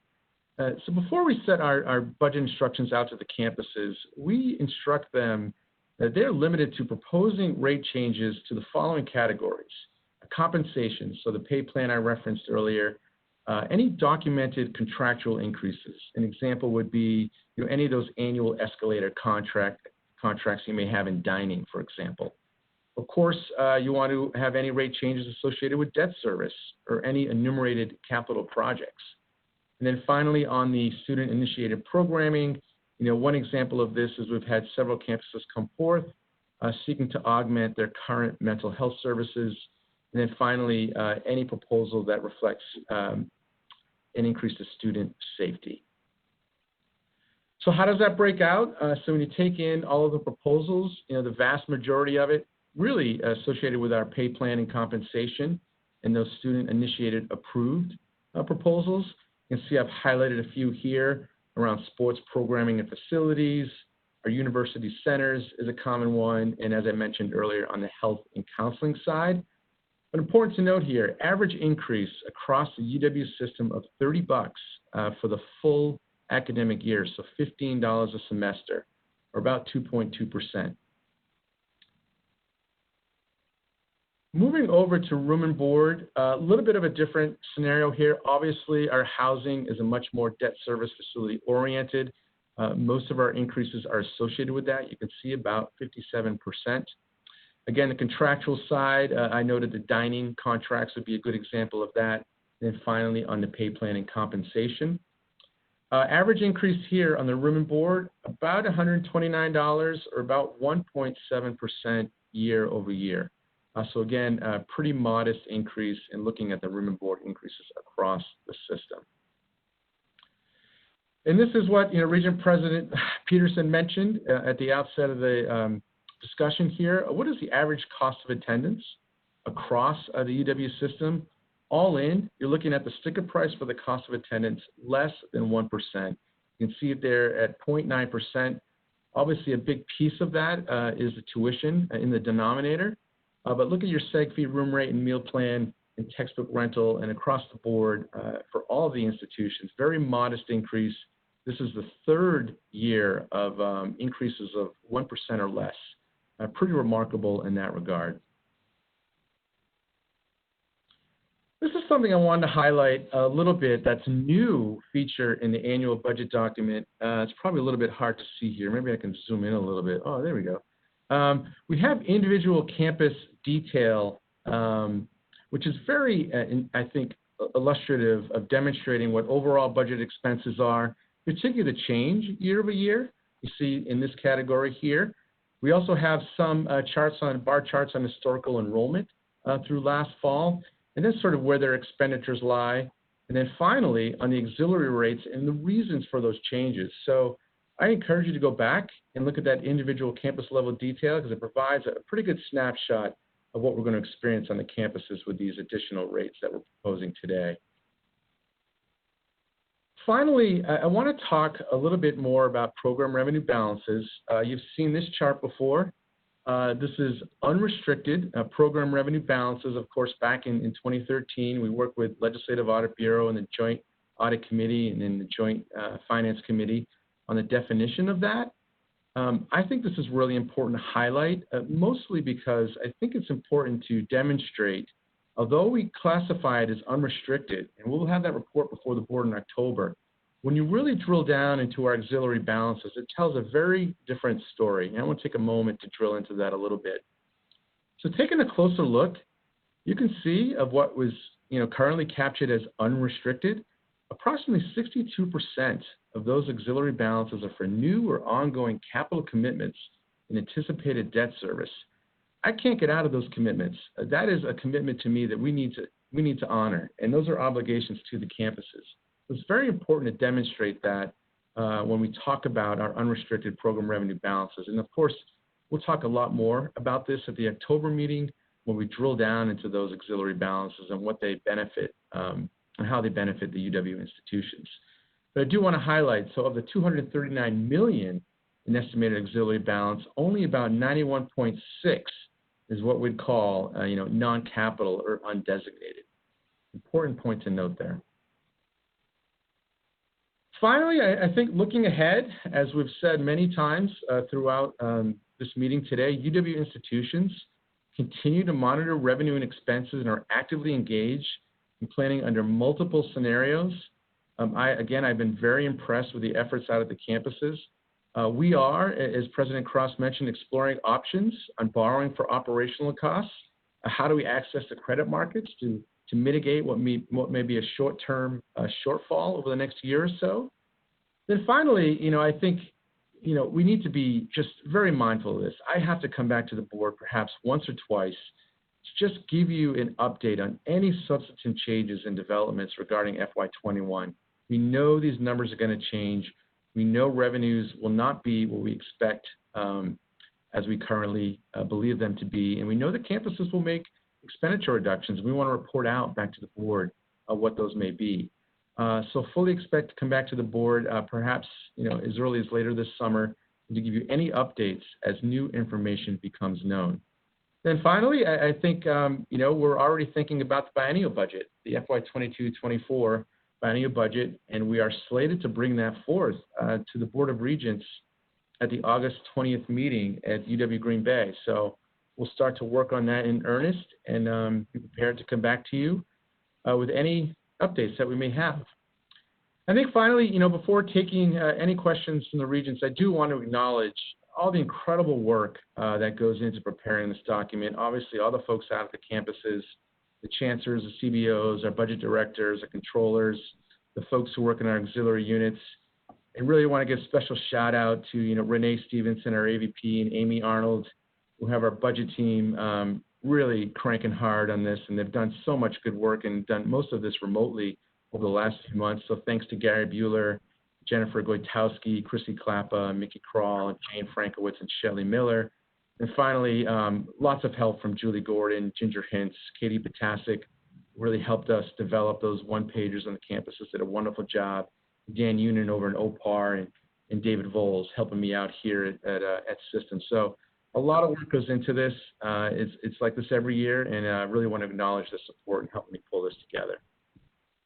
Thank you, Jim. Yeah, I couldn't agree more. I think we want to reiterate the central message here, right, that the University of Wisconsin system is indeed an invaluable asset. It's vitally important to the future of the state. The UW system deserves an infusion of investment, and the returns have been calculated. They are significant, and they benefit us all. We need to continue to be strong advocates for the UW system. I'm certain many of our regents will have many questions for you and your team. Before we open the discussion, may I have a motion to approve Resolution 13? So moved. Stanford Taylor move. Okay. Second. Thank you. Regent Stanford Taylor, and a second from Regent Atwell. Just a couple of comments I'd like to make, and I think, Sean, you did a very strong job laying this out. You know, we've gotten better and more accountable each and every year in the delivery of this, so I think people, not only Regents, but citizens can understand far better what we're looking at. You know, you mentioned some things. Let me start with just items I noted. I've been on the Board of Regents since 2013. I voted on tuition increases only for out-of-state students, as you reflected, and I've got a pretty long tenure here. I think it's an important responsibility of the Board of Regents, and I think we need to have discussions about rational tuition policies in the future. You had a slide that talked about the Dairy Hub, which is a $6.8 million obligation that we're excited to continue to receive. And you talked about the comp plan, which is critically important for our faculty and staff for the work that they produce and the merit that they deliver. Can you give us a sense, because it wasn't on the slide, what the stub amount would be for the comp plan, meaning what that obligation is that we're currently expecting? Yeah, it's approximately $10 million for that second installment. Yep. Okay, thank you. And then the last thing I would point out was close to your last slide when you were talking about strategic reserves, $91 million of unobligated funds on a $6.5 billion operation. No further comments from me. Regents, questions of Vice President Nelson and his team. Regent Atwell. I echo. Thank you very much, Sean, for all the work you did putting that together. And I think this, if there's a moment when we're going to make progress on the tuition issue, I think we're there. I did want to ask, you know, we pointed out that the average cost of attendance per student has been held to a very low level of increase for a number of years. On a related matter, I think it's really important as we face these times and we face a budget year that's going to be very challenging and is going to call forth the best, I think, in us, that how we can do things more creatively and efficiently. I think it's really important that we as Regents also track the trend of the total cost per FTE student. I just think it's data that we have to have in front of us. And the reason why I think it's important is it highlights the relationship between, it highlights the impact that declining enrollment is having on our ability to fund a system that has a very large footprint. So I don't say that with any agenda other than to say, as we go into this year, our advocacy on behalf of the system with the legislatures, we're going to have to do better than we ever have. I think we have to make the case to the people of Wisconsin on tuition and on other matters.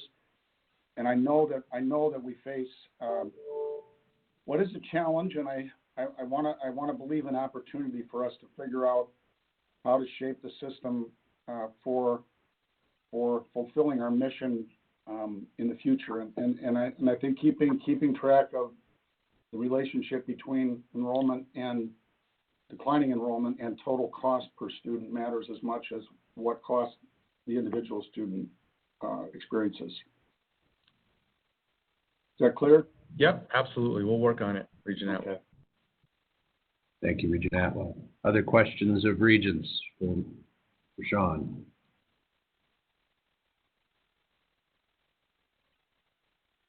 Okay, I see no other questions. Have I missed anybody?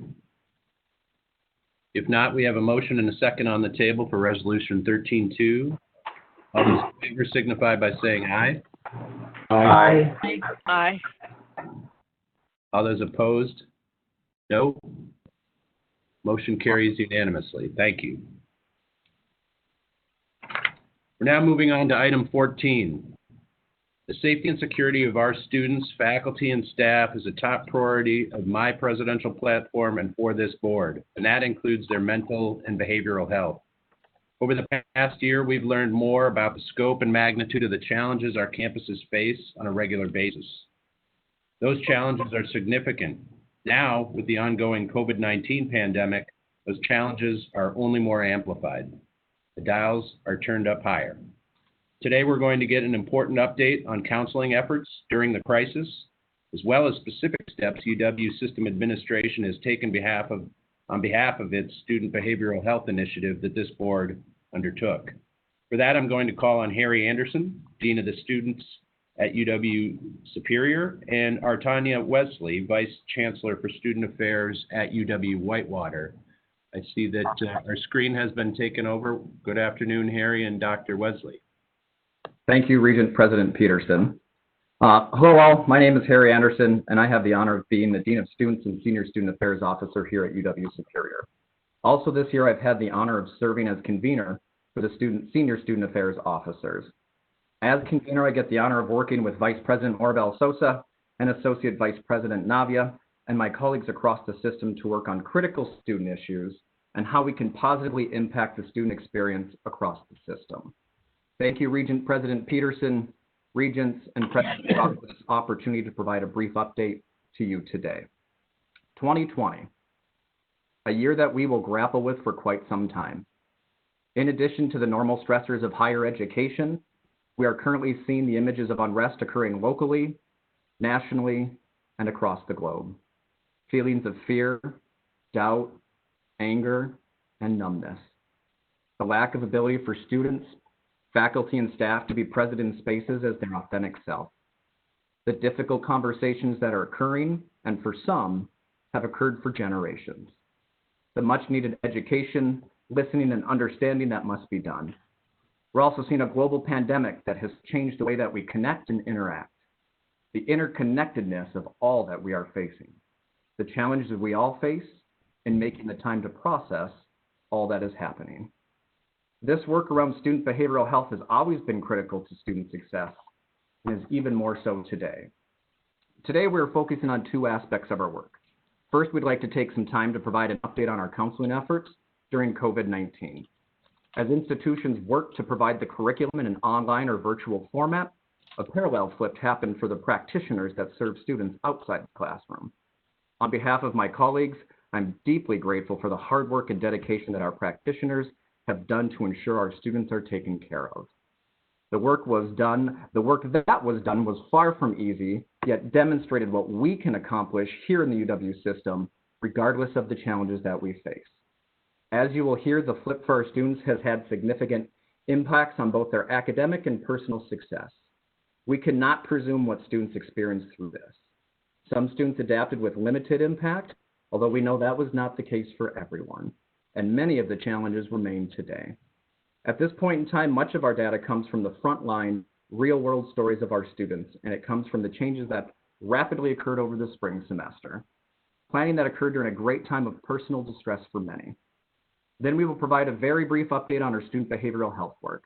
As many of you know, with the support from the board and President Cross, we embarked on a system-wide effort to identify short and long-term recommendations and the positive impacts these recommendations will have for all of our students and their success.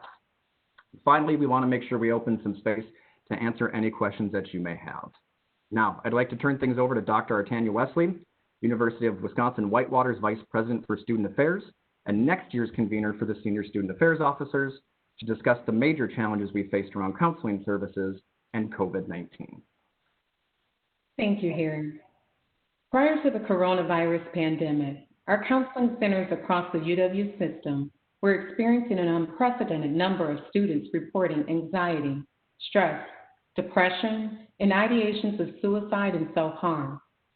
During that time, our directors and staff worked diligently to meet the demanding, complex, and changing needs of our students with limited resources and staff.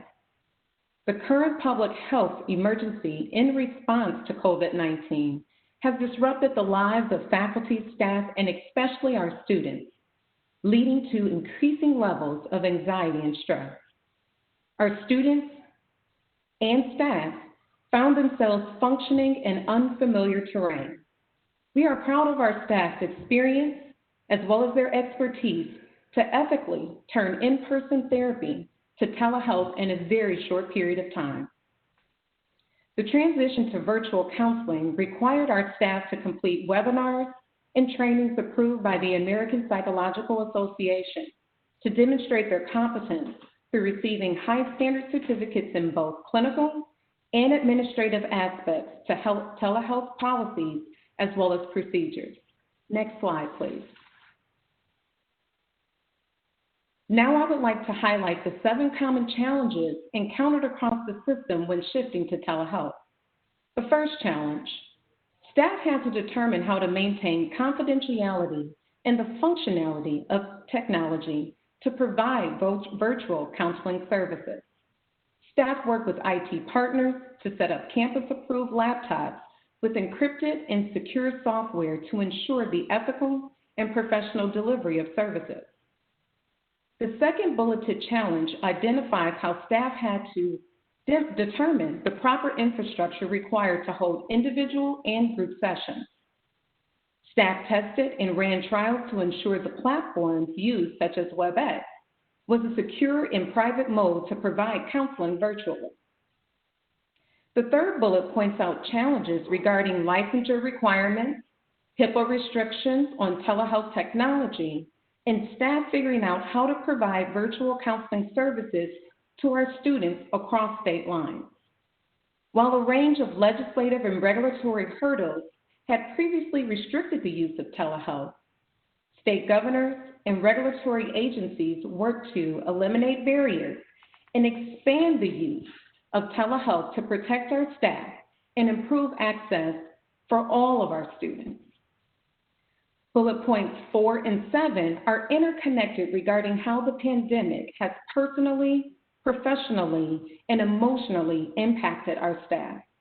COVID-19 leaves, furloughs, and summer contracts has made daily operations and managing the increased student caseload challenging with so many uncertainties of what fall may or may not bring. The fifth bullet emphasizes the challenge staff face with quickly adapting administrative policies and procedures, developing new telehealth informed consent forms, and working to use the student campus portal to fill out other necessary documents prior to entering a session with a student. The sixth point highlights the issue of safety and security.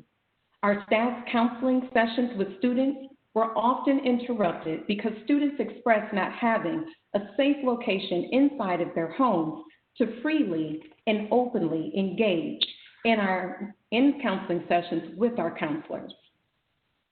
I have provided you with the top 7 challenges for staff offering telehealth services. I would like to turn it back over to Harry so he can provide you more details about the experience our students and the challenges they face. Thank you, Artanya. Next slide, please. You'll see major challenges here that our students faced and the impact of COVID-19 on our students. First, let's talk a little bit about the student traffic that counseling centers experienced during the transition. Please keep in mind the timing worked actually in our favor as many institutions were on spring break or a modified version of spring break, allowing time for critical planning to occur. Most campuses reported a decrease in utilization of services during the transition from in-person to virtual or telehealth models. This remained consistent with the timing of the semester and spring break. In the following weeks, most of the traffic was comprised of students who were already engaged with counseling services on our campuses. UW-Madison and UW-Milwaukee experienced an increase or steady utilization rate in telehealth appointments compared to previous spring semesters. The University of Wisconsin-Whitewater also saw an increase in new students reaching out for support, but noted an overall decline for existing clients in the last 3 weeks of the spring term. Whereas here at UW-Superior, we noticed an increase in outreach and support during the final month of the term. So things varied from campus to campus, but the need for our students still remained, as we know. What were some of the things that we were seeing? Stress, including motivation, engagement levels, especially related to the transition to online learning. Anxiety due to unknowns, including the typical types of concerns that emerge, such as anxiety around post-graduation, but now also related to grades, employment, living arrangements, and finances. Social isolation, depression, sleep problems, increased substance abuse or other risky behaviors. We know students that were struggling by re-entering into a traumatic situation or a risky home environment that many times included conflict in an already difficult situation. The students also may have been presented with dangerous situations facing homelessness and food insecurity. We know it's difficult to be academically successful when a student is trying to take care of their basic needs. Trying to navigate grief and loss, both by the illness and death, and some circumstantial grief and loss as well that we normally do with the major life transitions such as graduation, friends, senior projects, searching for their next career step. Family stressors and stress related to returning home unexpectedly. Now sharing study spaces with family, managing home life, figuring out their new normal. The compounded impacts for our students of color, other vulnerable populations, and those in lower socioeconomic class. The unintentional consequences for some who now had to invite faculty and classmates into their personal space, now having to share much more about themselves personally than they ever have to in a classroom. I believe many of us have experienced this within our own lives. In fact, my son became an unexpected participant within one of my earlier meetings today. We also know there's the accumulated impact of quarantine, irritability, frustration, sadness, apathy, and additional burdens of family care and support.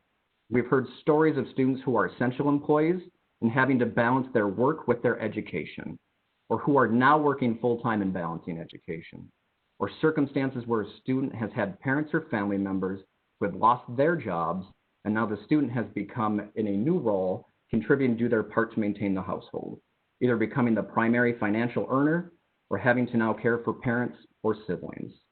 But there are many things we have also learned out of this. UW-Milwaukee was able to survey their students and their clients and found that 91% of respondents agreed that telehealth positively impacted their well-being during the pandemic. We also saw the resiliency of our UW system students shine to the forefront.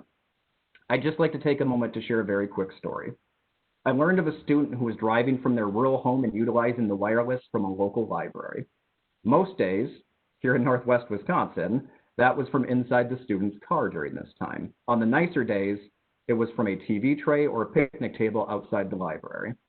There are many stories of our students finding ways to succeed and the pivotal role that we and our campuses played in doing so. I'd now like to turn things back over to our Tanya to discuss what we anticipate the new normal may look like as we return to campus-based education this fall. Thank you, Harry. Our new normal is ever-changing and shifting by the day. As we reflect on our experiences offering telehealth during the spring semester, we recognize that counseling in higher education as a whole will look differently in the future. Our directors and staff have been involved in labor-intensive transition. However, it was done effectively because we have committed and dedicated staff who care for the well-being of our students. The 6 highlighted themes were identified by counseling staff across the system as critical focal points to prepare for our new normal. The first focal point is staff continuing outreach to our students, which will include phone calls and sending emails, updating our students on changes and ongoing services being offered, as well as updating the campus websites and social media platforms to keep our students informed. Another focal point is offering a wide variety of virtual counseling services, such as phone psychotherapy sessions, video check-ins, consultations, case management, and providing on-site appointments for crisis and emergency situations. Staff also plan to add new self-help tools and other resources online that will include webinars to manage stress, anxiety, and personal wellness. The third focal point, staff will focus on securing remote access to electronic medical records. Staff will have to maintain the use of encrypted and secure software, as well as remain current in their professional training to continue using that medical record software. The fourth focal point highlights how counseling centers will need to develop protocols for providing telehealth on a long-term basis for our out-of-state students. This will require ongoing work with regulatory agencies, such as state medical licensing boards and legislators.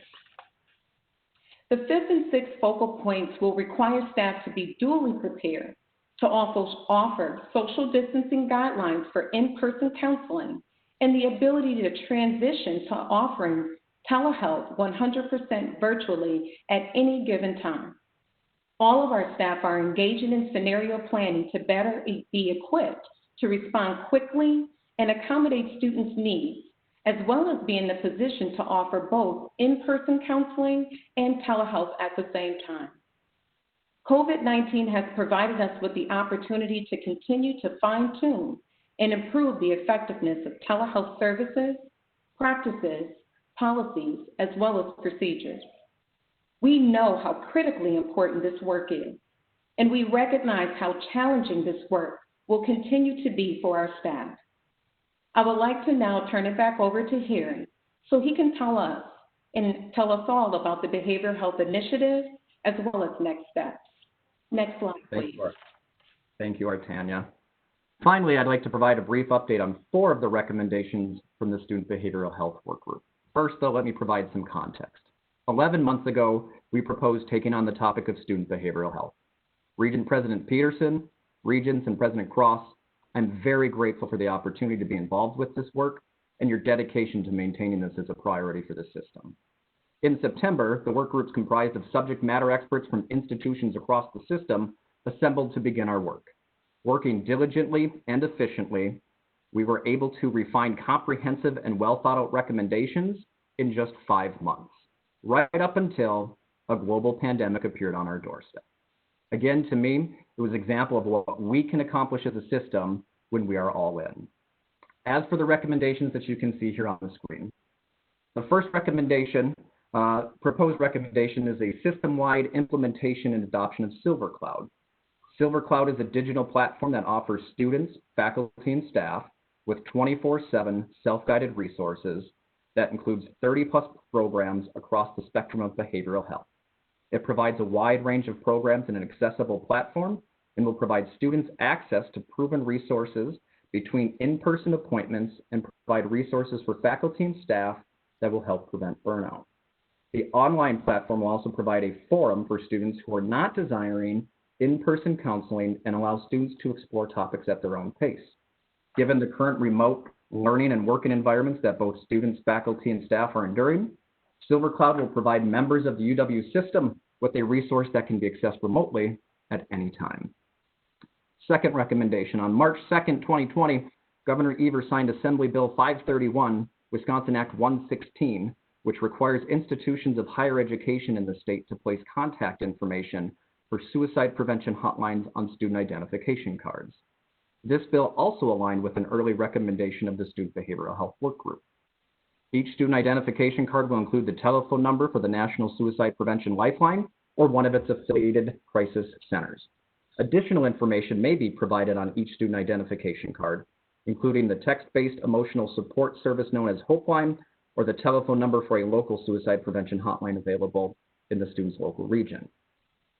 Thirdly, funding and support for the UW system Counseling Impact Assessment Report that has now been done by system schools system-wide for a number of years now. The Counseling Impact Assessment Report will provide system-wide benchmarking data for each campus and allow for system-level analysis of counseling utilization and impact.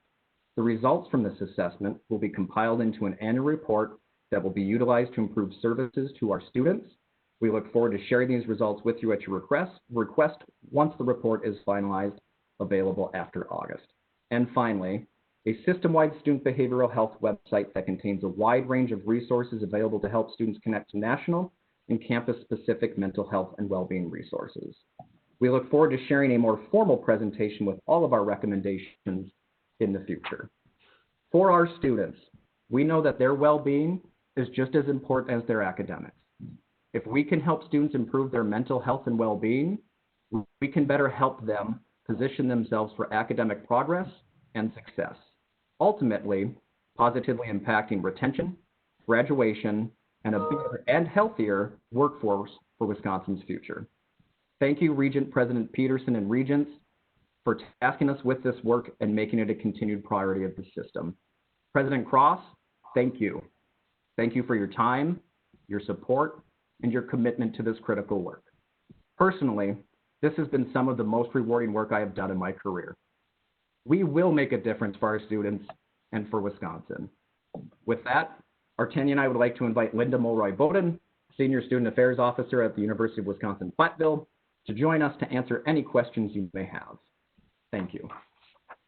Harry and Artanya, thank you very much. Very informative presentation. You know, I think we asked you to very much focus on our students, and you've done an exceptional job of doing that. I do want to point out that you also play a supplemental role of servicing our staff. And they too have endured a number of challenges, and I know behind the scenes you're caring for that as well. It's amazing how you've stood up these programs in such short order. And you think about confidentiality, you know, as simple as a phone call coming in that identifies who that person is. You're needing to sanitize that. And those are a lot of administrative items that don't go to care but are important for confidentiality. I certainly appreciate your report. Regents, questions for our presenters? Yes, Regent Cologne.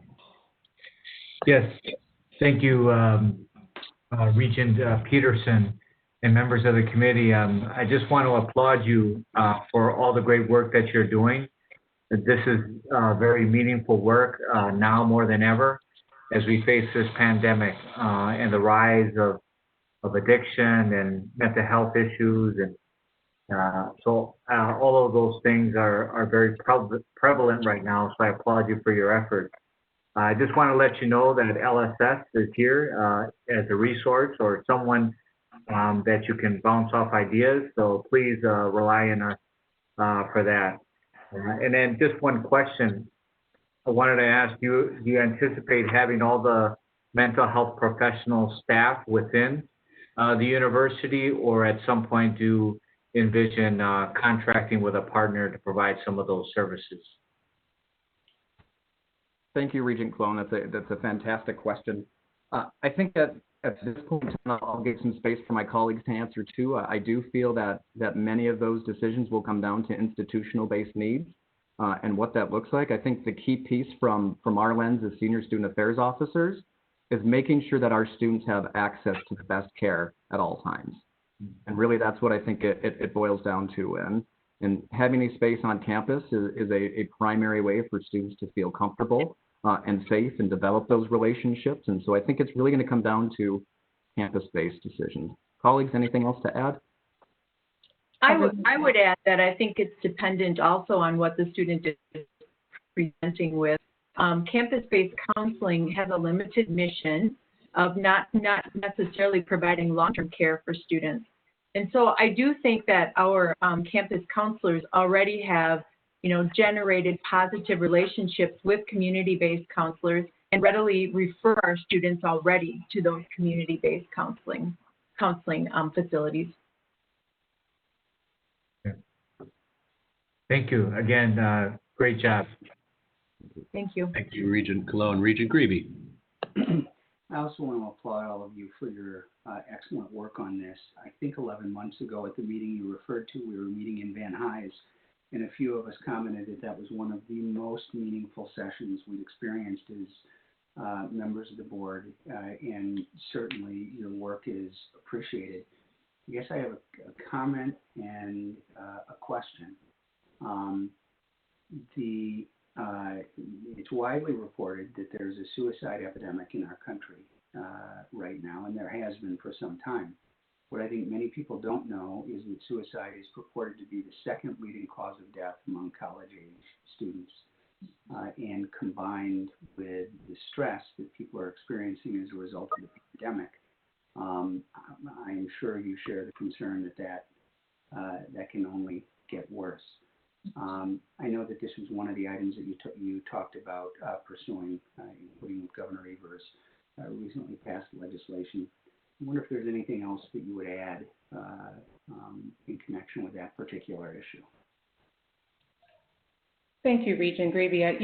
Suicide ideation and also our students, this is definitely impacting our students.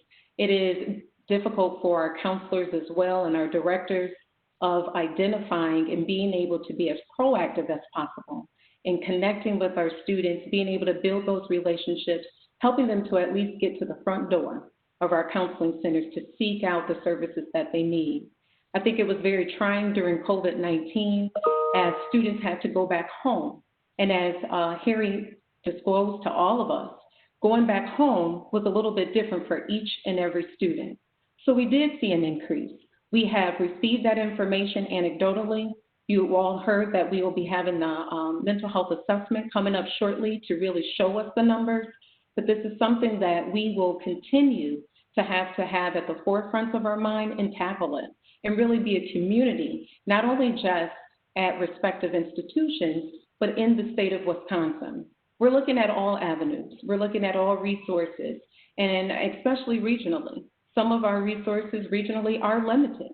And so those are some of the concerns that we have as senior student affairs officers, staff within our counseling centers, and as you know, nationally, as well as within our state. Colleagues, do you have anything else to add to that?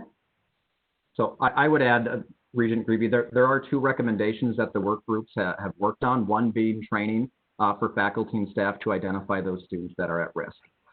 The other one actually being a peer mentorship program or a peer education program, where we're also training students to identify students that are in crisis or in need, kind of honing in on to what their peers are saying.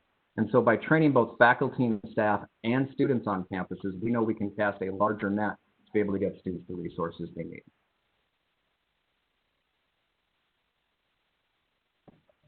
Thank you, panelists. Other questions? Could you talk a little bit about the rollout of Silver Cloud and how you intend, I mean, a component of that will be how you market it to our students, right? Can you just share with us what your thinking is on that matter? Yeah, so I can start with that one, colleagues. I think right now, we know that procurement is working to finalize the contract for Silver Cloud. They have implementation teams then and kind of a rollout guide for us to work with. We know system administration has been in contact with liaisons on each campus to start kind of framework for this. I do think the rollout of it's going to be critical, right? And it can't fall into just counselors are not the ones that are going to be able to roll this out. So I know that campuses will be working on comprehensive plans on how we roll this out and message and market this to students as we return back to campus-based education. So right now, Regent Peterson, it's a work in progress. We know that marketing is going to be essential, so we are getting high rates of return and usage of this product. And I think we also know that students communicate with one another. And so once a student has a positive experience with Silver Cloud, we also anticipate they'll start to communicate amongst themselves. We're also hoping there with this, with Silver Cloud, that it's a self-guided, interactive mental health resource that will allow our students to really identify some of those signs and signals in the very beginning. And so that's really going to help us, as Harry mentioned, cast that wide net for our students. Some of our students have a little anxiety stepping to the front doors of our counseling centers. And so we want to be able to allow some of those students that are hesitant to step foot in our counseling centers to at least have this tool. And they can, if they want to reach out to our counseling centers, they do that. If they decide to utilize community agencies, they will do that. But our goal is to make sure our students are healthy and safe. I would just add one thing quickly. I think, too, it serves as a way for our students to continue their progress. If they only have one or two sessions of counseling and they feel like they don't need to have the in-person anymore, they're still able to grow through the use of Silver Cloud and maybe get them through some tough times that might be coming up using the tools from counseling and Silver Cloud. Thank you. Thank you for that explanation. Other questions of Regents? Yes, Regent Manny-Deeds. Yes, I'm sure you thought of this, but in light of what the findings and recommendations of the campus climate study was a couple of years ago, has there been any thought into harmonizing that with your findings and recommendations so that we could utilize that information and as it relates to our students' mental health? Definitely. I think it's going to be critical for us to be mindful of that and what the results of that data was in order for us to truly understand the experience of our students. The needs are changing for today's students, the challenges, the crisis that they face, and we have to make sure that we're keeping our finger on the pulse. And if the climate study is showing us that our students' experience is challenging or there's obstacles or there's gaps, it would be very important for us to take into consideration that data to inform our thinking about how we plan for not only fall, but moving forward in the future to make sure that our students are thriving on our respective campuses. Yeah, and there is an early recommendation, too, of cultural competency training for counselors and behavioral health staff. And so we've identified that Regent Many Deeds as a critical step in success for our students as well. Thank you. Any final questions from Regents? And we spend an awful lot of time talking about budgets and legislative relations and capital projects, and we don't spend enough time talking about our core constituencies, which are students and staff. And your efforts of the last 11 months have just scratched the surface, but you've made great progress. You did it in short order, and you're continuing to.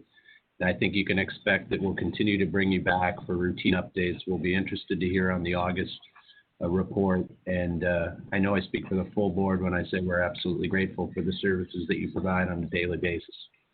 Thank you. Thank you. Thank you. All right, now we're going to move to item 15 to get a report on Transferology, which is a term of art in the Urban Dictionary. It's also a product. The goal of the Seamless Transfer Initiative, which was a key priority of the 2020 Forward Strategic Framework, is to greatly simplify a student's journey through higher education, regardless of where the student begins that journey. The Transferology project, which is the implementation of a pair of cloud-based applications to replace the old transfer information system, or TIS, will improve the ability of the UW system to address all aspects of credit transfer and substantially improve the transfer experience for students. To tell us more about it, I'm going to call on Associate Vice President Ben Passmore to lead our conversation. Ben, good afternoon. Thank you, Regent President. I can't tell you how excited I am to be here to talk about this, and it fits in very much with what was just said by my colleagues, that this is a project that is fundamentally about helping students.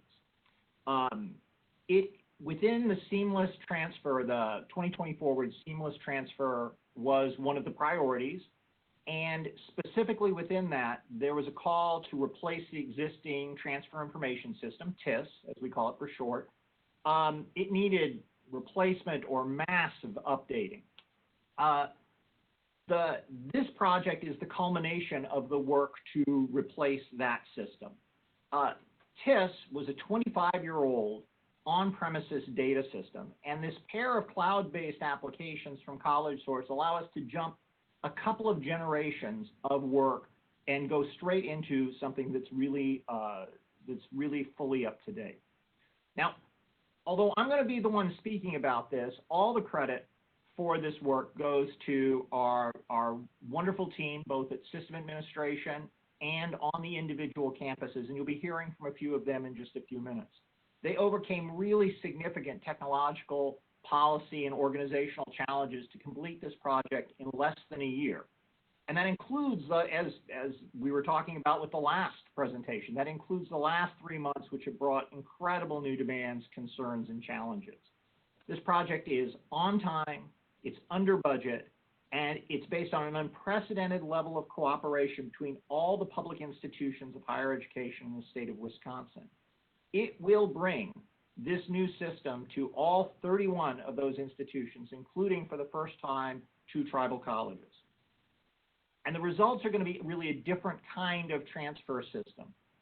Where TIS was essentially an IT project oriented really towards compliance with certain responsibilities that we are that are with the University of Wisconsin system, and a heavily Wisconsin-focused one, despite being about transfer from presumably anywhere.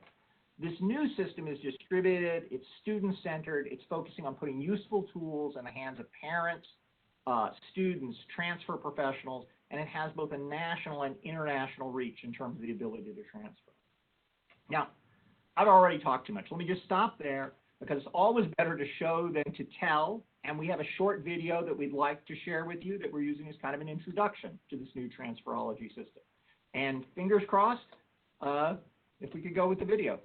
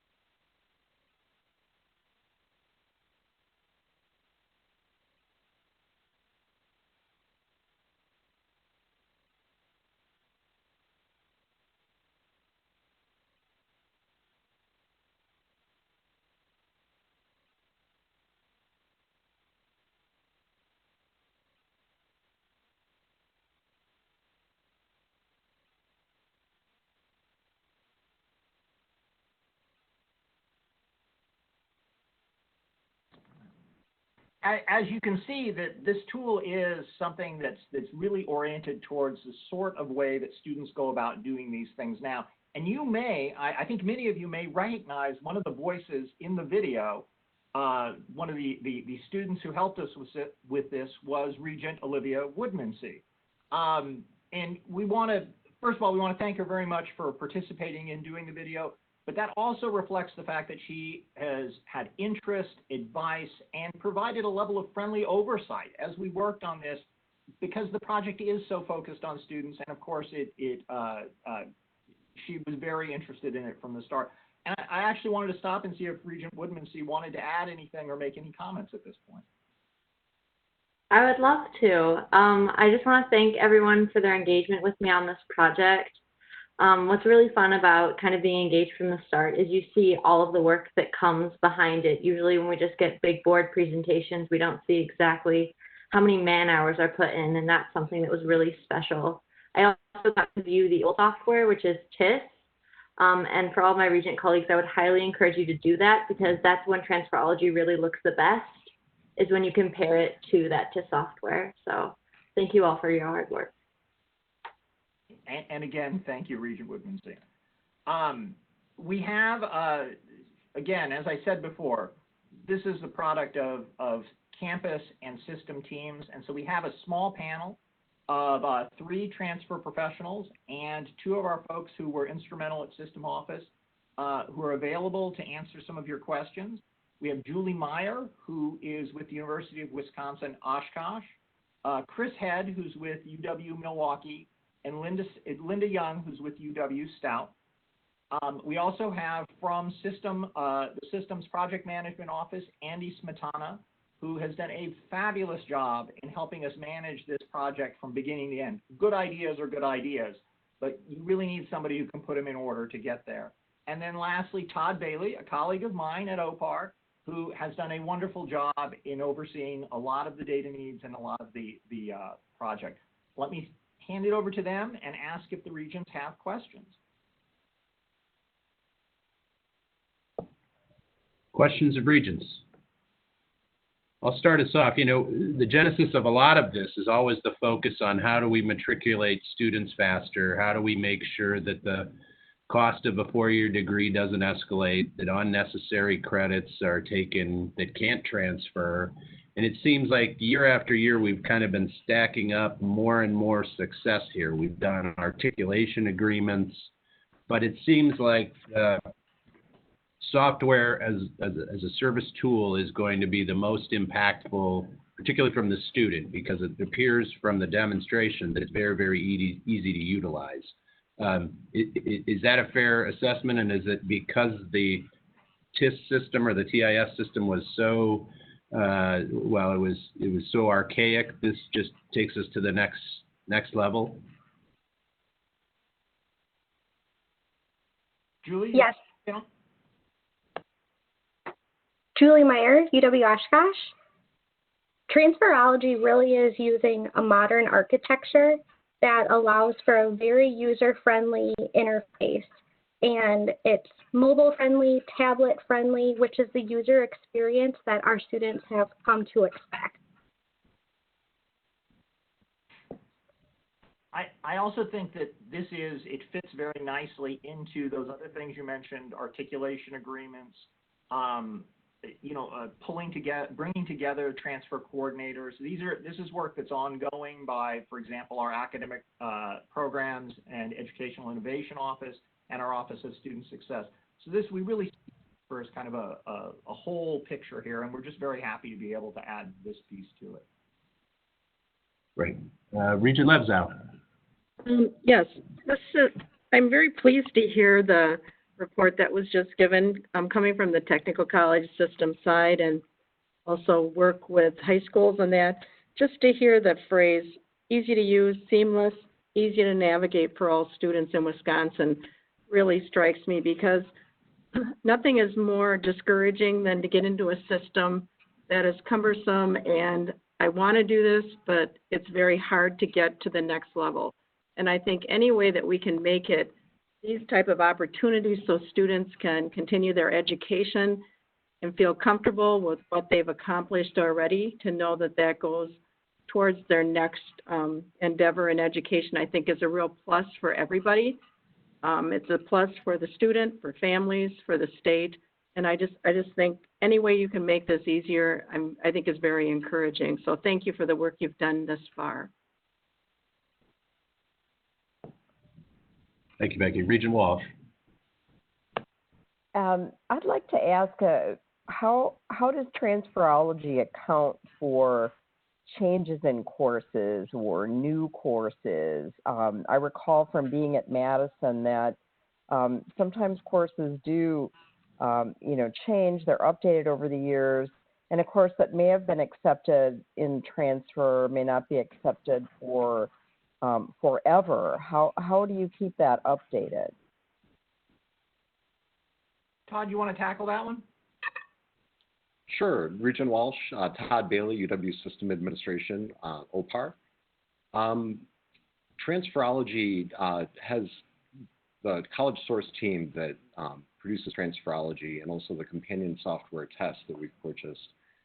They get course catalogs from every UW institution and every Wisconsin technical college, and in fact, thousands of institutions across the nation on an annual basis. And they have tools within their system for institutions to look at how a course catalog from an institution in 1 year might have changed from the course catalog the previous year. And this helps institutions understand how the course offerings from those sending institutions have changed. And then based on that information, an institution might share with faculty who make the determinations in most situations about how credit transfer, what has changed of those sending courses, and allow for a review to take place to determine if the equivalency going into the UW institution or into the Wisconsin Technical College needs to be updated and changed. If it needs to be updated, then the staff would update it in the local database that is resident at that institution, and then through a number of tools, depending on what their setup is for getting information from the institution about how things transfer into Transferology. Either that night or on a weekly basis, Transferology would be updated to indicate the changed equivalency. And as a follow-up to that, Todd, does an institution have the right to appeal transferable designation within a single course? Is that something they can do, or once it's in there, and they have no recourse? Typically, how credit transfers is solely determined by the receiving institution. I believe that if an institution if faculty at one institution and say a math department feel that the faculty in a different institution's math department might not have, equated the course properly, maybe they misunderstood some key aspects from the description of the course or whatnot, that maybe the department chair would reach out to their fellow department chair at the other institution and have a discussion about that. That's how I understand that sort of discussion would take place. It wouldn't necessarily take place through this software itself. Okay, so there is a human element underlying this that has to also work along with the technology, and Yes. that's what we can't control. And that is what, again, when I was saying that APEI and student success are both working, that's the piece that they're working. I think one of the benefits of this software, of this thing to help enable that, is that it does have routine reports that it will generate, which will help people pick out, first of all, they're updated much more often. And then secondly, there's routine reports that help them pick out, like, for example, courses for which there are no equivalencies, from an individual institution. If you're seeing that a lot, well, that's something to work on. And so it helps the transfer professional order the work in a way that they couldn't necessarily have done using the old TIS system. Okay, thank you. I asked these questions because many moons ago I transferred into UW-Madison from a private college. That was quite an adventure, so I have a lot of sympathy for students transferring. So I'll take another opportunity. You know, we routinely, as Regents in our new regions, will soon find this out, hear from constituencies, parents, students on the difficulty of transfer from time to time. It's gotten better, no question about it. You know, credit, efficiency, the ease to transfer and speed to degree. You know, clearly we're making important strides here. I guess I would ask the question, what remaining obstacles do you as subject matter experts see that we as a board need to know about and potentially advocate on your behalf? What things are standing in the way of being as even more efficient? I'd be interested to know your reaction to that.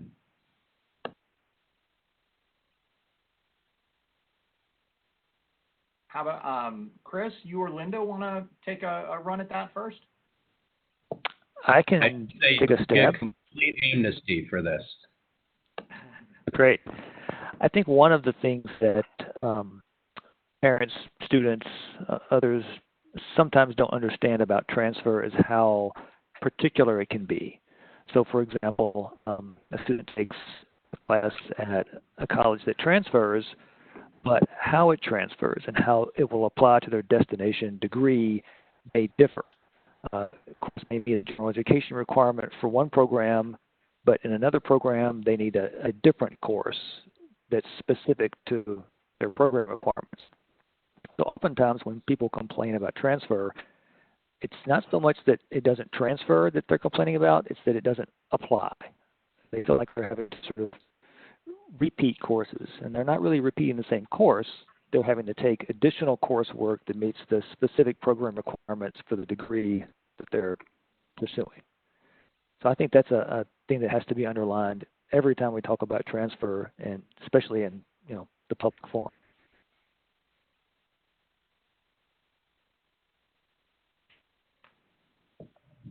Right. Thanks. We are looking at the system at specific kind of system-to-system transfer agreements right now. That's largely being, again, done through APEI. And again, the system should help enable that to be a smoother kind of look going forward. Okay. Regent Bogus. Yes, Regent Bogus. I just wanted, maybe this is more of a comment, but I'm very happy to see that you've included tribal colleges in this. As my understanding, it was not included in TIS. And especially given that we're only the second, I think, as of today, system in the country besides University of Arizona. We're grateful to President Cross for recognizing having a consultation policy with tribes in this state. So I'm hoping that they can be encouraged to use this. And I know especially so many of the high school students, the Native students, don't even realize that this is a possibility. So I'm hoping that this can really be made aware once they attend tribal college that, they can transfer in the system if that's something that they're interested in doing. So I just want to say I'm very appreciative. Thank you. That really was one of the most exciting things in this, because again, it's just not, we had not had that many opportunities to extend this before. And so when we had this opportunity, it just seemed like a natural thing to go with. President Cross, are you hoping to make some final comments? I should have spoken up when the behavioral health, mental health folks spoke as well. They did a marvelous job. I hope the Regents do that. They came back with a spreadsheet that articulated point by point what they needed, how much money they needed. They always want more money than we have. Who doesn't? But we're trying to sort out which was most important. So I was remiss in not thanking them. They were up. And as it relates to this is my fourth state. There will always be challenges with transfer, some of which I think Chris explained, and so did Ben and others. The part that I think is really important is we got to continue to make progress. And you asked a moment ago, what are some of the barriers that continue to make this difficult? Several months ago, I testified in front of the legislature. Nothing, I don't want to speak disparagingly here of legislative efforts, because their intents are good, but they don't understand transfer, and I believe deeply in the rights of the receiving institution and the faculty of that institution to determine whether or not a course is appropriate for transfer. I believe deeply in that. Where that falls down is you obviously have some faculty who believe, wow, that institution doesn't do that as well as we do, therefore I can't accept that, even though the goals and objectives and the learning objectives may have been the same. My comment is we break that down when you put people together to discuss those kinds of things. When faculty from different institutions get together to have those discussions, well, what are you doing? How are you teaching that? How are you evaluating that? What activities do you, all of a sudden those kind of elitist feelings on the receiving institutions start to dissipate. So well, the one thing that I would advise, and this is what I advise a lot of people to do, regular meetings between the more common ascending institutions and the receiving institutions. When those faculty get together, they generally figure out, oh, this is what we need to do that. So that's a barrier that will always be there, and the way to overcome that is to just keep putting them together and through meetings and having discussed the courses, particularly the common courses of transfer law. Yeah, thank you, Ray. I agree. Collaboration is key, and the more of that conversation we see take place, less surprises as it relates to particularly in-straight transfer and transfer availability. Any final comments from Regents? Seeing none, I really want to thank the panel for being here today. These are unusual times, and you did an excellent job presenting to us digitally. So thank you very much, and have a good rest of the week. Thank you, sir. Thank you. Thank you. Okay, moving on. At the April meeting, this Board of Regents granted authority to the system president to temporarily waive provisions of Regent policy documents for a period not to exceed 90 days, allow for an appropriately prompt response to current public health emergencies. We're now approaching the end of the initial waiver period, but it's clear that the UW system will need continued flexibility over the next several months to respond to both the public health concerns and financial impacts resulting from COVID-19. Resolution 16 would extend the system president's authority to temporarily suspend provisions of Regent policies that would prevent, hinder, or delay necessary actions to respond to the public health emergency or the abnormal economic disruptions resulting from the COVID-19 pandemic. This extension and any resulting waivers would be effective through the end of the year, December 31st of this year.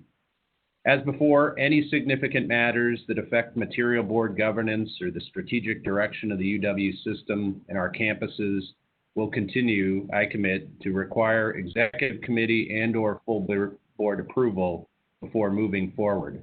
For our newest regents, this is authority for the system president to make decisions in a timely manner should he be sitting down with the governor, his administration, the legislative leadership, or other financial appendages. So with that, regents, may I have a motion to approve Resolution 16, this extension? So moved. Thank you, Regent Greeby. May I have a second? Second. Thank you. I believe that was Ed. Oh, no, that was Bob. Thank you. If any regents have questions, I can certainly take them, or our Office of General Counsel, Quinn Williams is with us as well. This is really an extension of what we've already done. Regent Klein. Yes, thank you, Regent Peterson. Just quick question. What has it been used, or was it just in place? You know, what has been done with it since we first enacted it? Has it been used? Yeah, very good question. Quinn, utilization. Yes, it has been used. We've used it in a number of limited circumstances, one for some specific contract waiver authority. Some, most recently, you would have seen for the extension related to ACT, SAT waivers. So it has been used in some limited circumstances already. Thank you. Okay. Any other questions? Myself or Quinn? All right, hearing none. All those in favor signify by saying aye. Aye. Aye. Aye. Opposed? Motion carries. Thank you very much. At our last meeting, the board approved changes to the 2020 meeting schedule. Today, we will adopt the calendar for next year. A draft 2021 meeting schedule has been included in your materials as well. Regents, can I have a motion to approve Resolution 17? So moved. This is Olivia. Thank you, Olivia. Stanford Taylor, second. Thank you, Regent Stanford Taylor. Any discussion on the proposed calendar? Seeing none, all those in favor signify by saying aye. Aye. Aye. Aye. Aye. Now that I've gotten you to successfully agree to that, I will give you a heads up that I have every expectation that there will be additional items that we will need to discuss before our next scheduled meeting in August. So Regents, you should therefore be on notice that there is a very high likelihood of an additional meeting being scheduled sometime in July. At this time, we'd like to officially recognize the service, commitment, and contributions of UW River Falls Chancellor Van Galen. We're seriously losing one of our best and a really good friend. At this time, I'd like to invite Regent Chris Peterson to present the board's resolution of appreciation for Chancellor Van Galen's service to the UW system. Regent Peterson. I am wishing we were all together so that I could do this in person. I hate to tell all the rest of the chancellors that Chancellor Van Galen is my favorite chancellor. My first tour at a campus after I was appointed, my husband Gary and I drove down and it's hideously cold. Every town between Grantsburg and River Falls had schools closed, but we still went and had just this marvelous time there. And I feel like River Falls is, Chancellor Van Galen is made River Falls, and it is just a wonderful place. So I have a resolution of appreciation for Chancellor Dean Van Galen, and whereas Dean Van Galen, now this is a question. Everybody calls you Dean Van Galen, but it says here that your name is Galen. So you need to fix that for us and make sure that we know what we're doing here now that you're leaving. Anyway, Dean Van Galen served as the 18th Chancellor of the University of Wisconsin-River Falls from 2009 to 2020, bringing a student-centered leadership style that supported high-impact practices such as undergraduate research and learning outside the classroom, both close to home and abroad. And whereas under Dean's leadership, the campus implemented the 8-year Pathway to Distinction strategic plan focusing on 3 goals: distinctive academic excellence, global education engagement, and innovation in partnerships, transforming experiences for thousands of UW River Falls students. And whereas Dean's tenure as Chancellor included a series of firsts for UW River Falls, including a learning center in Hudson to meet the educational needs of learning adults, a new center for holistic student success, the David Rodley Hall, bringing 14 student-serving offices under one roof, and it is just a beautiful transformation.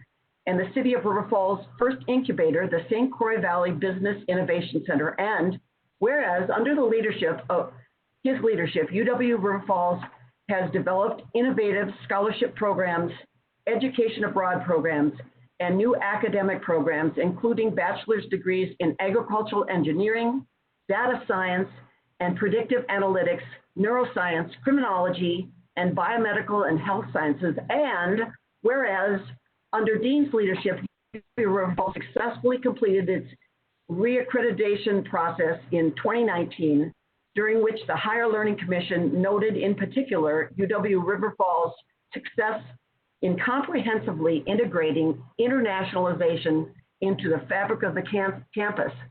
And whereas Dean contributed to the success of the university's first comprehensive fundraising campaign, Rising to Distinction, with an emphasis on raising funds for student scholarships and the Falcon Center Health and Human Performance Facility, and exceeding the $20 million goal, raising nearly $22 million. And whereas Dean's ability to forge strong partnerships with local and state government officials helped attain state capital investments for facilities such as the Falcon Center, as well as planning funds for the Science and Technology Innovation Center, which will position UW River Falls to further contribute to the economic development of the thriving St. Croix Valley region and beyond, be it therefore resolved that the Board of Regents of the University of Wisconsin System hereby offers thanks to Dean Van Galen for his outstanding service as Chancellor of UW River Falls, and wish him well as he continues his career as President of Missouri Southern State University. Congratulations, we love you. That wasn't written there, but I put it in.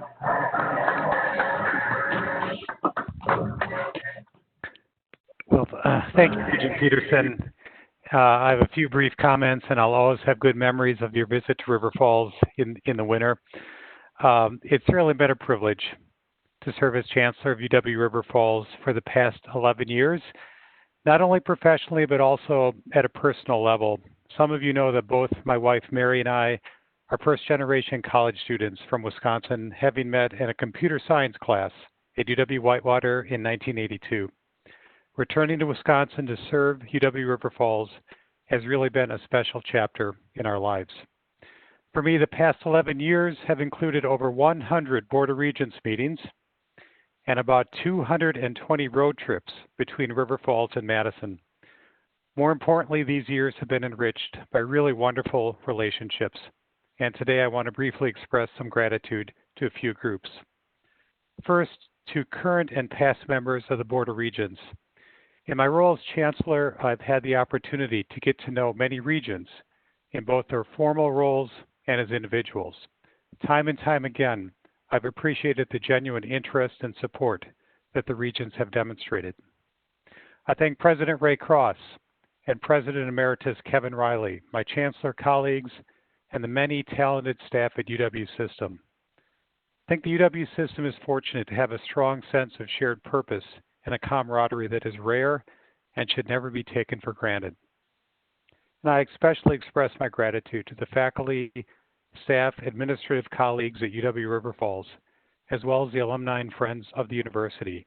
It is truly a distinctive, student-centered institution, and I'm grateful for the shared accomplishments that I've been part of, including navigating difficult times together.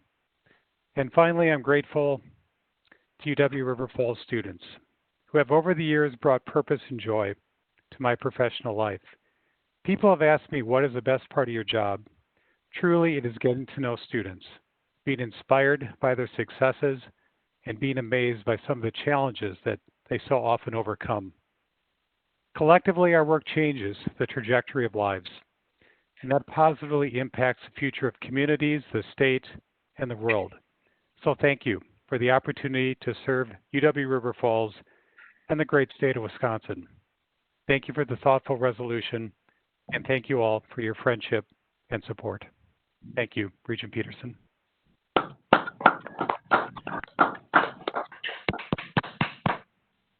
Thank you, Dean. You know, you are a man of great integrity. You're steadfast in your advocacy, and you've encouraged me many times to do things important to UW River Falls, and I always felt comfortable moving those items forward.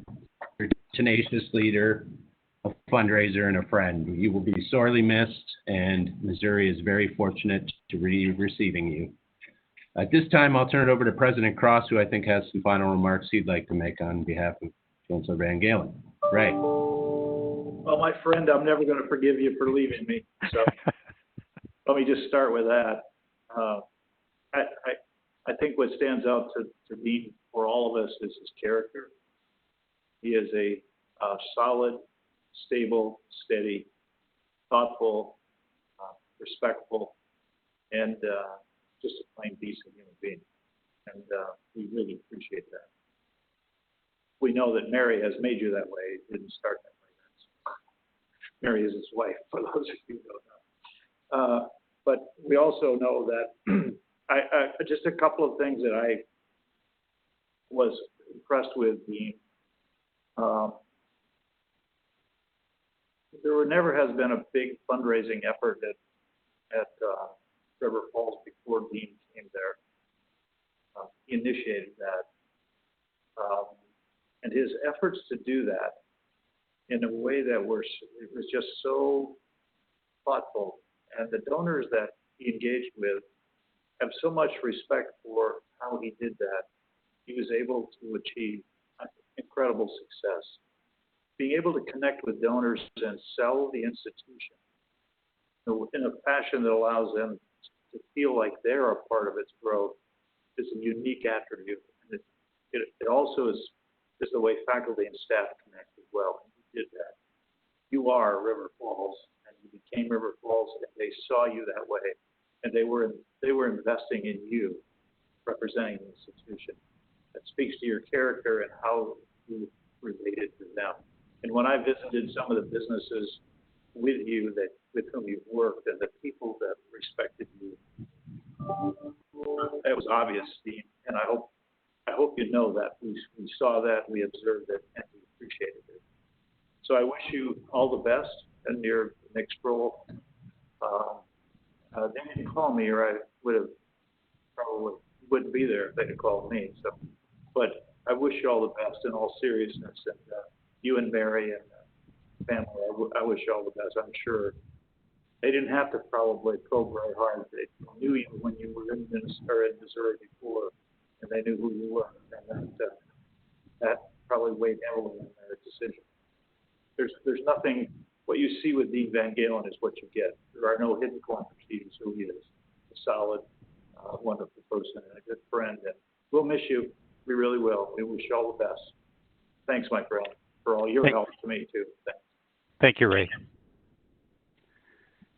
Regents, I ask you all to mute and give another round of applause to Chancellor Dean Van Galen.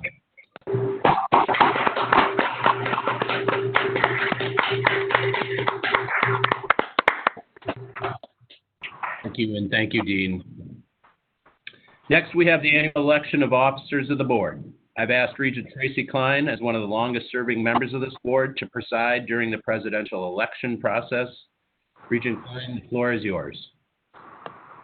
Thank you, Regent President Peterson. Our bylaws specify that the officers of the board are elected at the annual meeting, held in June, and hold their offices for just 1 year, actually, until their successors are elected. If there's only one nominee for an office, the election is by voice vote. If there is more than one nominee for an office, the election is by ballot. The terms of office begin immediately after the meeting. So I would ask the Board of Regents, are there any nominees for President of the Board of Regents and Vice President of the Board of Regents? Regent Klein. Had many deeds here. I would make a nomination that President of the Board of Regents, Andrew Drew Peterson, and Vice President of the Board of Regents, Michael Grebe, be elected to a second term in both offices. I make these nominations based upon facts and based upon some observations.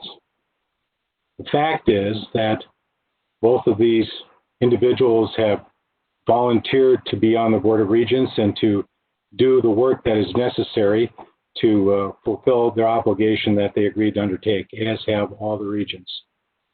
The fact is also that being the president and vice president of the Board of Regents involves a lot of work, a lot of time, and a lot of energy. Both of these men have devoted whatever time and effort was necessary to handle the important, complex, and system-changing issues that have presented themselves during this last year.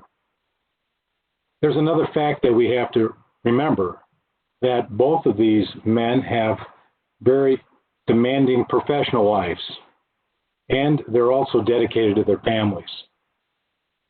With that in mind, I'll make some observations. Both Drew Peterson and Michael Grebe have always been approachable. They've always been willing to listen, and they've been willing to compromise. They're both excellent regents. They're thoughtful, they're articulate, and they always act in the best interest of, in no particular order, the state of Wisconsin, the students and their families, all the campuses, and all the component parts that make up the University of Wisconsin system. It's my observation that we need their continued steady hands at the helm. Thank you. Thank you, Regent Menedines. Are there any other nominations for president?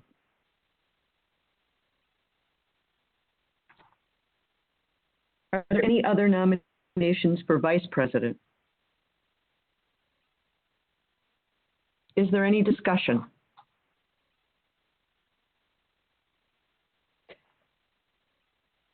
Since there's only one nomination for each office, the election is to be held by voice vote. All in favor of electing Regent Peterson as president of the board and Regent Grebe as president of the board, say aye. Aye. Aye. Aye. All those opposed, sorry. All those opposed say no. Congratulations, Regent Peterson and Regent Grebe. You have been reelected as president and vice president of the Board of Regents. I will turn the meeting back over to Regent President Peterson.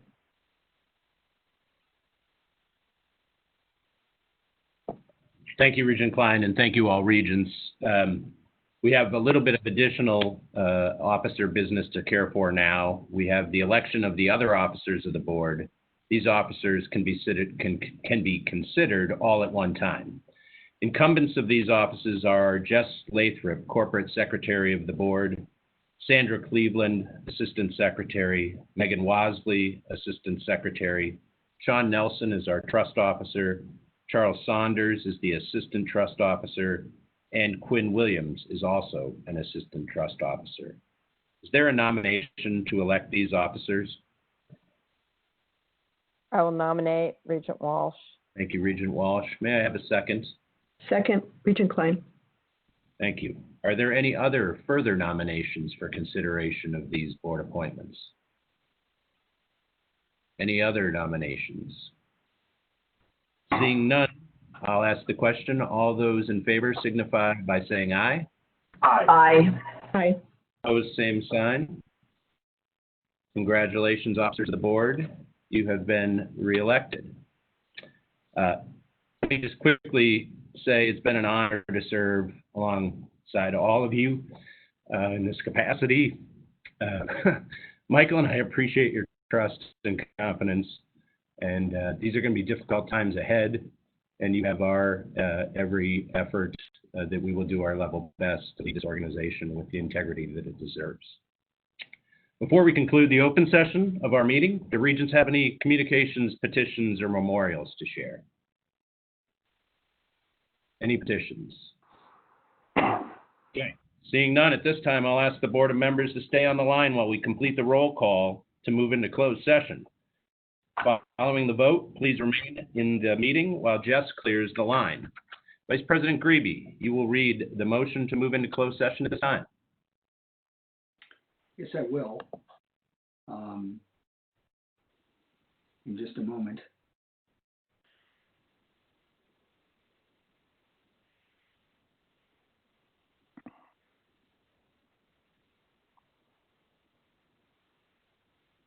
I will say that's, it is one of the shorter you've had. Isn't it? That's really unfortunate.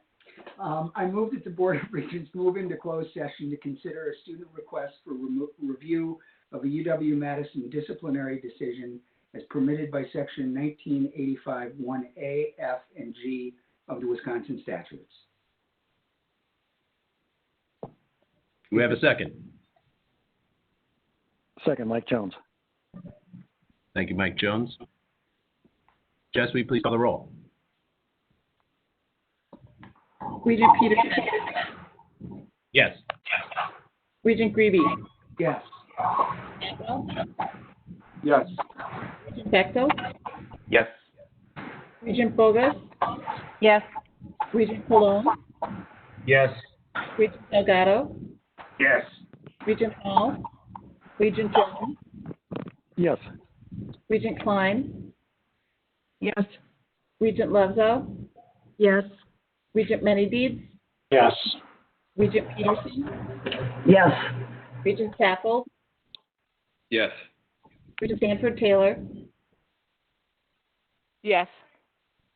Regent Walsh? Yes. Regent Weatherly? Yes. Regent Woodmansee? Yes. Thank you. One moment, please. Thank you, Jess.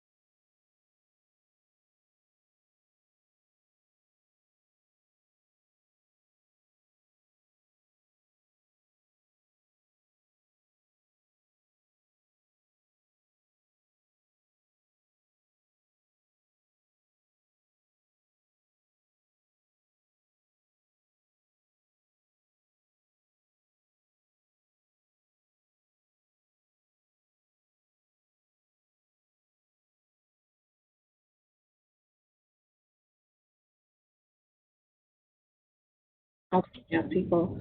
I need those who are not a member of the Board of Regents to please get off the line. Looks to be Ani, Dennis, and Rob. Right.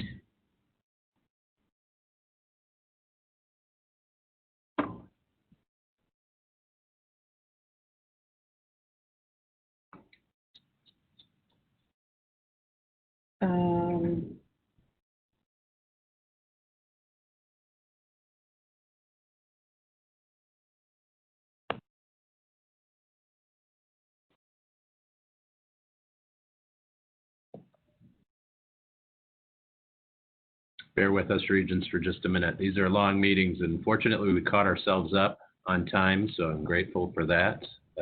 And you can look forward to an important but relatively short How do I expel people? session.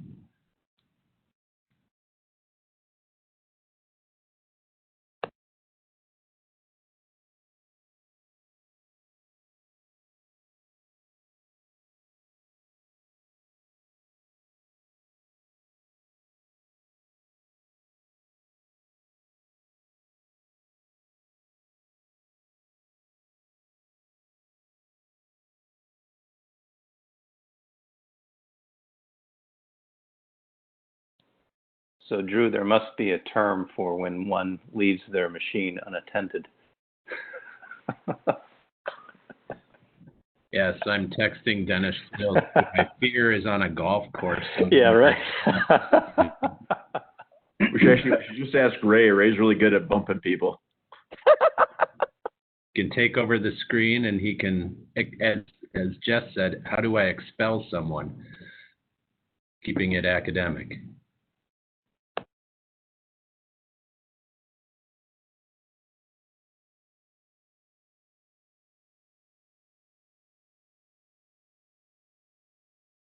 Guess you go into the chat, the participant category. Yeah, it's not letting me do that, Ray. Oh, okay, never mind.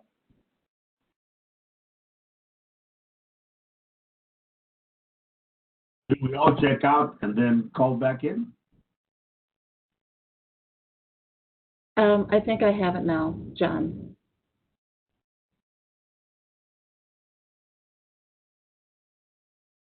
I think I have it.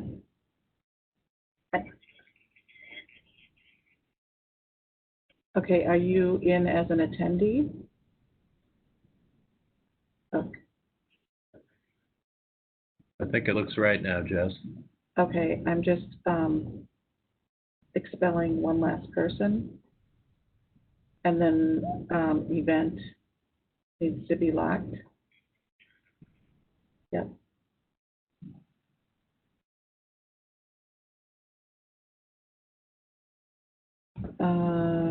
Options. Sorry, where do I go to lock again?